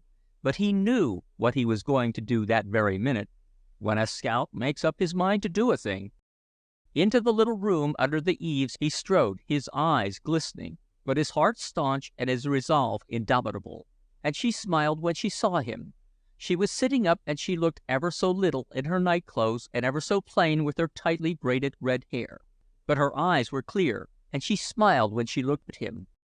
"I won't tell anybody where I went," she said, "because I was a smarty, and I thought I could make somebody do a good turn ever so big. And they'd only laugh at me if I told them what it was. So I'm not going to be a telltale cat." "Pep," he said, "it shows that you're right, because lots and lots of automobiles are coming along our road since the old bridge burned down. And it's a detour, and that means hundreds and hundreds of them have to go past our refreshment place, and we're going to make lots of money. And I thought of a dandy idea. It's what they call an inspiration. We're going to name the place Pepsy Rest, because Pepsi will remind people to buy chewing gum, because that has pepsin in it, and as soon as you're all well, we'll start in and keep on being partners, because we have a monopoly. Do you know what that is? It's when you can sell all you want of something, and nobody else can sell it. Mr. Jensen, he put up a sign, and he said no one should sell things on his property, and he owns all the property along the road, and you bet everybody is scared of him. So now we're going to have a great big business, and we began as poor boys. Girls. A boy and a girl. So don't you believe anything that anybody tells you, not even Aunt Jamsiah. Because you know how I told you I was a good fixer, and I'm always lucky. You have to admit that." "Can I be the one to count the money?" Pepsy asked. "Sure, and I'll be the one to eat what's left of the things that won't keep," said Pee-wee. "Only don't you worry no matter what you hear." She was on the point of telling him how Mr. Jensen had done his good turn after all, and all about what she remembered of the previous night. But she decided that she was not going to have a boy laughing at her and put it within his power to call her a telltale cat some day. So instead she threw her arms around him and said, "Oh, goody, goody." You know how girls do. Chapter 32. The Clew. Pee-wee never knew until now how much he cared about his little companion of the summer, and how little he cared about their roadside enterprise, except so far as she was concerned in it. All morning the almost continuous procession passed along the road, reviewed by a gaping assemblage on the platform in front of the post office. Many motorists who read the enticing promises along the way paused for refreshment, only to find the little rustic shelter bare and deserted. But they were not the only ones to be disappointed. Upon the front porch of Dr. Killam's house there sat in a wheelchair the queerest little figure ever seen outside of a soup advertisement. He was of the Cupid type, all head and eyes, and he had a kind of ridiculous air of stern authority about him as he sat all bundled up in blankets, soberly reviewing the passing cars. So odd and gnome-like was he that he might have stepped out of the pages of Alice in Wonderland. He would have made a good radiator ornament on an automobile. This, you will know, was little Whitey Bungle, who seemed not at all disconcerted at being elsewhere than in his own home. He had been moved about so much without any exertion on his own part that he was quite at home anywhere. Though Pee-wee had spoken in high hope to Pepsy about their unexpected and glowing prospects, he was haunted by thoughts of the terrible thing which was to happen on the morrow. Pepsy was to be taken away, back to the big brick building which she hated, just as the planks of the old bridge had foretold. Pee-wee's loyalty was so staunch that he did not even consider the things his aunt had said. He was going to save Pepsy from that place and make her the sharer of the fortune that was within their grasp. He made this resolve with the same generous impulse as that which had caused him to put $250 within the reach of Mr. Bungle, who had boxed his ears. "I'm lucky," he said to himself as he trudged down to the post office. "I'll fix things all right. I'll show them. I don't care. I'll show them. They won't take her back to that place. Not while I'm around." He did not know how he was going to prevent this, but he had unbounded faith in his capacity to fix things and in his good luck. So, as he trudged along, stepping out of the way of many cars, he came to the home of Dr. Killam. "Hello, soldier," piped up a little thin voice upon the porch. "I'm not a soldier," said Pee-wee. "My father can arrest people," said the little gnome, looking straight ahead of him. "That doesn't prove I'm a soldier," said Pee-wee. "You've got a uniform," said the gnome. "I'm not afraid of soldiers. My father's got a lot of money. He's got $250, and I'm not going to get dead." "Where's your father?" Pee-wee asked. "He's up the road, and he's going to catch people and put them in jail." "Is he?" "Why do you say, 'is he?' I didn't go to the hospital last night. Do you want to know why?" He asked questions as if they were riddles. "Yes, why?" Pee-wee asked, half interested. "Because the bridge burned down. Do you like bridges?" "It isn't a question of whether a person likes them or not," Pee-wee said, preoccupied with his own sorrow and worry, yet amused in spite of himself at this queer little fellow. "Yes, it is," said Whitey Bungle. "All right, then, it is," said Pee-wee. "Why did you say it wasn't?" "Oh, I don't know. I guess I was thinking of something else." "What were you thinking of?" "Oh, I don't know. Nothing." "Why did you say you were?" "You didn't tell me about why you didn't go to the hospital last night." "I can see things that other folks can't," Whitey announced. "You're like Licorice Stick," said Pee-wee. "He's black," Whitey said. "I know he is." "Then how am I like him? I'm white. My name is Whitey." Pee-wee felt like a prisoner at the bar of justice with this little personage, swathed in blankets, staring down at him. His wrappings covered his neck, and all that could be seen of him was his face, perfectly motionless. Finally he said, as if he were pronouncing sentence, "Dr. Killam took me in his auto. We had to turn around and come back when we came to the bridge burning down. He's going to take me another way. I saw a man getting dead." "Where?" Pee-wee asked, his interest somewhat aroused. "Will you give me that tin thing if I tell you?" "That isn't a tin thing. It's a compass. It tells you which way to go." "Can it talk?" "No, it can't talk." "Then how can it tell you?" "It points its finger." "You're crazy." "All right," Pee-wee laughed in spite of himself. "You tell me about the man getting dead, and I'll give you the tin thing." "He was lying down in the bushes and wriggling." "Where? Near the bridge?" Pee-wee asked. "Dr. Killam didn't see him, and he laughed at me. He said I was seeing things. Can you wriggle? I looked back out of the window and saw him." "Did you tell your father about it?" Pee-wee asked, hardly knowing what to think of this information. "My mother made him give her the $250 so that I wouldn't get dead. Do you know what I'm going to be when I grow up?" "No, what?" "A giant." "Well, you better hurry up about it." "Do you know where my father got that $250? "Where?" "It was a prize for catching thieves. You can't catch thieves." "I know it," Pee-wee said. "Are you going to be a thief when you grow up?" "No, I guess not," said Pee-wee. "You can have 3 guesses." "All right, I guess not 3 times. Now, tell me if you told your father about seeing that man getting dead." "Yes, and he said I'm always seeing things. Everybody says that. Maybe I'll get dead when it rains." "Don't you believe it," Pee-wee said. "Licorice Stick's been telling you that.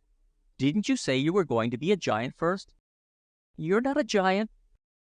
At last Pee-wee knew this only too well. He knew, too, that it would be quite impossible to get anything in the way of a connected narrative out of this stern little autocrat. Whether he had actually been seeing things, or had only seen something in his queer little inner life, who should say? Evidently no one took him very seriously, and this fact did not seem to trouble him at all. Removing the compass cord from about his neck, Pee-wee advanced to proffer his second gift to the Bungle family. Little did that stiff, serious little figure know that the much-needed money which Mrs. Bungle had been wise enough to take from her husband had come from the same source. Pee-wee searched in vain for any signs of hands in those enveloping blankets. There were no hands, there seemed to be no body even. Just two eyes looking straight ahead as if their owner were not going to assist at all in the transfer of the little gift. So Pee-wee laid the compass on the porch rail. "There you are," he said. "That needle always points to the north." The two severe eyes stared down at the compass on the rail, but their owner made no attempt to reach it as Pee-wee started off. If Pee-wee had not been so worried and preoccupied, he would have thought that he had never seen anything so absurdly amusing in all his life. "Come back and say good-bye," the little voice commanded. Pee-wee returned and stood in the exact spot where he had stood before and said, "Good-bye." Although the little pale face did not turn the fraction of an inch, the staring eyes followed Pee-wee as he went along the road. Chapter 33. The Trampled Trail. Pee-wee felt as if he were emerging from some enchanted spot in the Arabian Nights, abounding with giants and men getting dead. He had no more belief in what this imperious little imp had told him than he had in the predictions of Licorice Stick or the homely superstitions of Pepsy. Indeed, if he had thought seriously of these erratic snapshot bits of information about figures wriggling in the dark and getting dead, he would never have mentioned these things to Licorice Stick, whom he ran plunk into as that aggregation of rags and nonsense sat upon a stone wall up the road engaged in the profitable occupation of watching the passing cars. Licorice Stick's business was contemplating the world, and he always attended strictly to business. "Lordy me," he said, rolling his eyes, "you don't go nowhere as that kid he tell you. Dat wrigglin' man, he no man, he a spirit. Don't you go near dat bridge, you get a spell. You keep away from dat bridge." How much this had to do with Pee-wee's actually going to the scene of the fire, it would be hard to say. If he had not talked with Whitey, he probably would not have gone. At all events, he had nothing else to do, and he wanted to think. So he followed the trail through the woods to the highway. It seemed quite probable that Whitey's jerky sentences were about true, that the doctor had been compelled to turn back by reason of the burning bridge. The fact that Whitey was holding his imperial court on the doctor's porch made this part of his story seem true.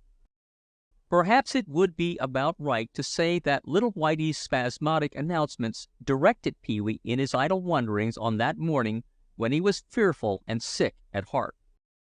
Long afterwards he remembered with interest that it was little Whitey Bungle, for whose recovery he had sacrificed $250 and not a little glory, who put him in the way of the terrible discovery that he made on that fateful day. And the funny thing about it was that the little gnome had given the clue to his benefactor, and not his father, who knew nothing about the frightful revelation of that morning until it was all over. So perhaps there is a little god of good turns after all, who, all unseen, administers punches in the nose and pays back $250 gifts and so forth, and has the time of his life watching how these things work out. Or a payback spirit, as Licorice Stick might have called him. As Pee-wee approached the scene of the fire, he saw in the bushes something which caught his eye. This was a torn fragment of clothing. The bushes were trampled down at the spot. It was not hard for the scout to follow this line of trampled brush, which was so disordered that he thought it could not have been caused by a walking or fleeing person. It was well away from the area where the men had fought the flames. Here and there something brown and sticky on the leaves caught the scout's eye. Someone had crawled stealthily through here, or else dragged himself through. Pee-wee shuddered at this thought. He examined the trampled channel more carefully, and from this examination he was satisfied of one fact which made him uneasy, apprehensive. The weight which had crushed the bush down had been a prone, dead weight. At intervals of perhaps 3 or 4 feet were gathered wounded strands of the tall grass, as if some groping hand had reached ahead, gathering and pulling on them, pulling a helpless weight. Pee-wee knew this, for he saw with the eyes of a scout. Chapter 34. The Trail's End. This trampled channel petered out in a comparatively bare area across which was more brush. Almost hidden in this was a tumble-down shack, hardly bigger than a closet, in which boys who had been wont to dive from the old bridge had donned their bathing suits. It had been thrown together as a storage place for fishing tackle and crab nets, and these latter, rotten and gray with age, still hung in the dank, musty place. Pee-wee paused a moment, irresolute, nervous. He had a strange feeling, a feeling of apprehension which amounted to a certainty. And as he paused, two charred bits of timber from the old bridge, still held together by a rusty brace, creaked, and the creaking seemed loud in the stillness of desolation. A rusty can, the discarded receptacle of bait, lay at his feet, and in his hesitation and transient fear he kicked it, and followed it, kicking it again. Then, banishing such cracked-up excuses for delay, he put aside his fears, and went around the tiny shelter to where the rotted door hung loose upon one broken hinge. Within lay a human figure. The hair was wet and matted, and prickly leaves were stuck in it. The face was streaked with blood. The clothes were torn.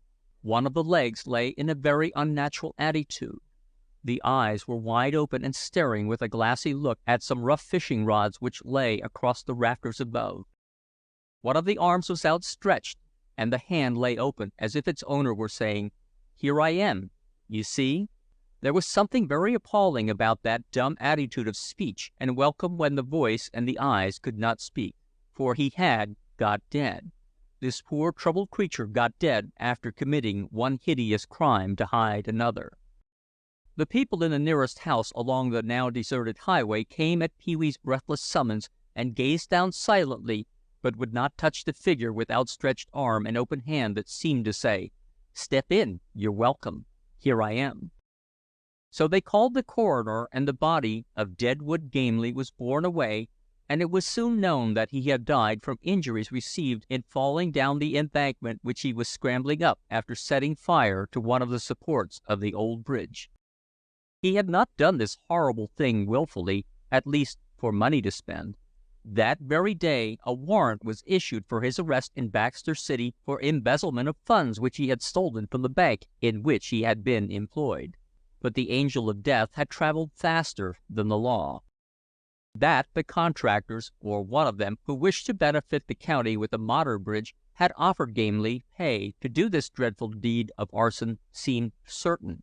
But it seemed equally certain that the wretched boy had balked at this frightful enterprise, putting it off from day to day, until discovery and arrest for his other crimes stared him in the face. He had waited until the very night before the day on which his petty thefts would be revealed. Then, in frantic desperation, he had taken this only means of acquiring a sum of money quickly. No one could say this for a certainty. But in a story where we have witnessed so many good turns, may we not dismiss poor Deadwood Gamely and his tragic end from our thoughts with the hope, nay, even the confidence, that his second crime was not a deed of willing choice? There was more money misappropriated by Tom, Dick, and Harry before the new steel bridge was up than ever poor Deadwood Gamely, with his silly clothes and hat, would have dared to steal. And so the tax rate went up, and Commissioner Somebody or other got a new automobile, and County Engineer Grabson built a big house, and so on, and so on, and so on. But before the new $1,000,000 bridge was finished, the Pepsy roadside rest was flourishing as the only real monopoly it ever does. Chapter 35. Exit. So it befell that the big black wagon belonging to the brick orphan home came and turned around and went back again. It got in the way of all the automobiles that were headed for the home of fresh doughnuts, a new sign, and was a nuisance generally. The men who drove it didn't buy so much as a gumdrop. But what cared the partners? For such a business were they doing as would make the Standard Oil Company turn green with envy. Their financial rating was so high that you couldn't see it without a telescope. Every time there was a strike over at the new bridge, the partners reaped a profit from the delay. Thus labor unconsciously put business in the way of monopolies. And so the great enterprise prospered. The advertising department had now 2 steady employees, Licorice Stick and Wiggle. Licorice Stick covered the road up as far as Berryville with a huge placard hung from his neck. Wiggle proudly flew an inflated balloon from his tail bearing the appropriate reminder, "Hot dogs at the Pepsy Rest." One evening, it must have been about 6 o'clock, the weary partners were closing up their little shack for the night. Pepsy was counting the money, and Pee-wee was eating the cookies that were left over, for he was conscientious and must open shop with a fresh supply each day. Sometimes he would have a dozen or more to eat, but he did it bravely, from a sense of duty. A scout is dutiful. Presently there hove in sight a large figure, walking. "Oh, it's Mr. Jensen," said Pepsy. "Hurry up and finish the cookies, or he'll want them. He always does that." Mr. Jensen came up, mopping his forehead. "Any lemonade left?" he asked. "There's about one glass," Pee-wee said. In accordance with his invariable daily custom, Mr. Jensen bought up the remainder of stock, drank several glasses of cider, and chatted with the partners. "Ain't heard of any rivals, have you?" he asked. "We've got the whole detour eating out of our hands," said Pee-wee, which was literally true. "Making money fast, huh? You taking good care of this little gal of mine?" Pepsy smiled at him, and he put his arm around her and kissed her and said, "If he don't take good care of you, you just come and let me know." Then he winked at Pee-wee. When he was gone, something reminded Pee-wee to look into the big lemonade cooler and make sure it was empty. It was not quite empty, there being about 10 lemon pits, a slice of rind, and a small piece of ice left in the bottom of it. But this was worth going after, and Pee-wee went after it.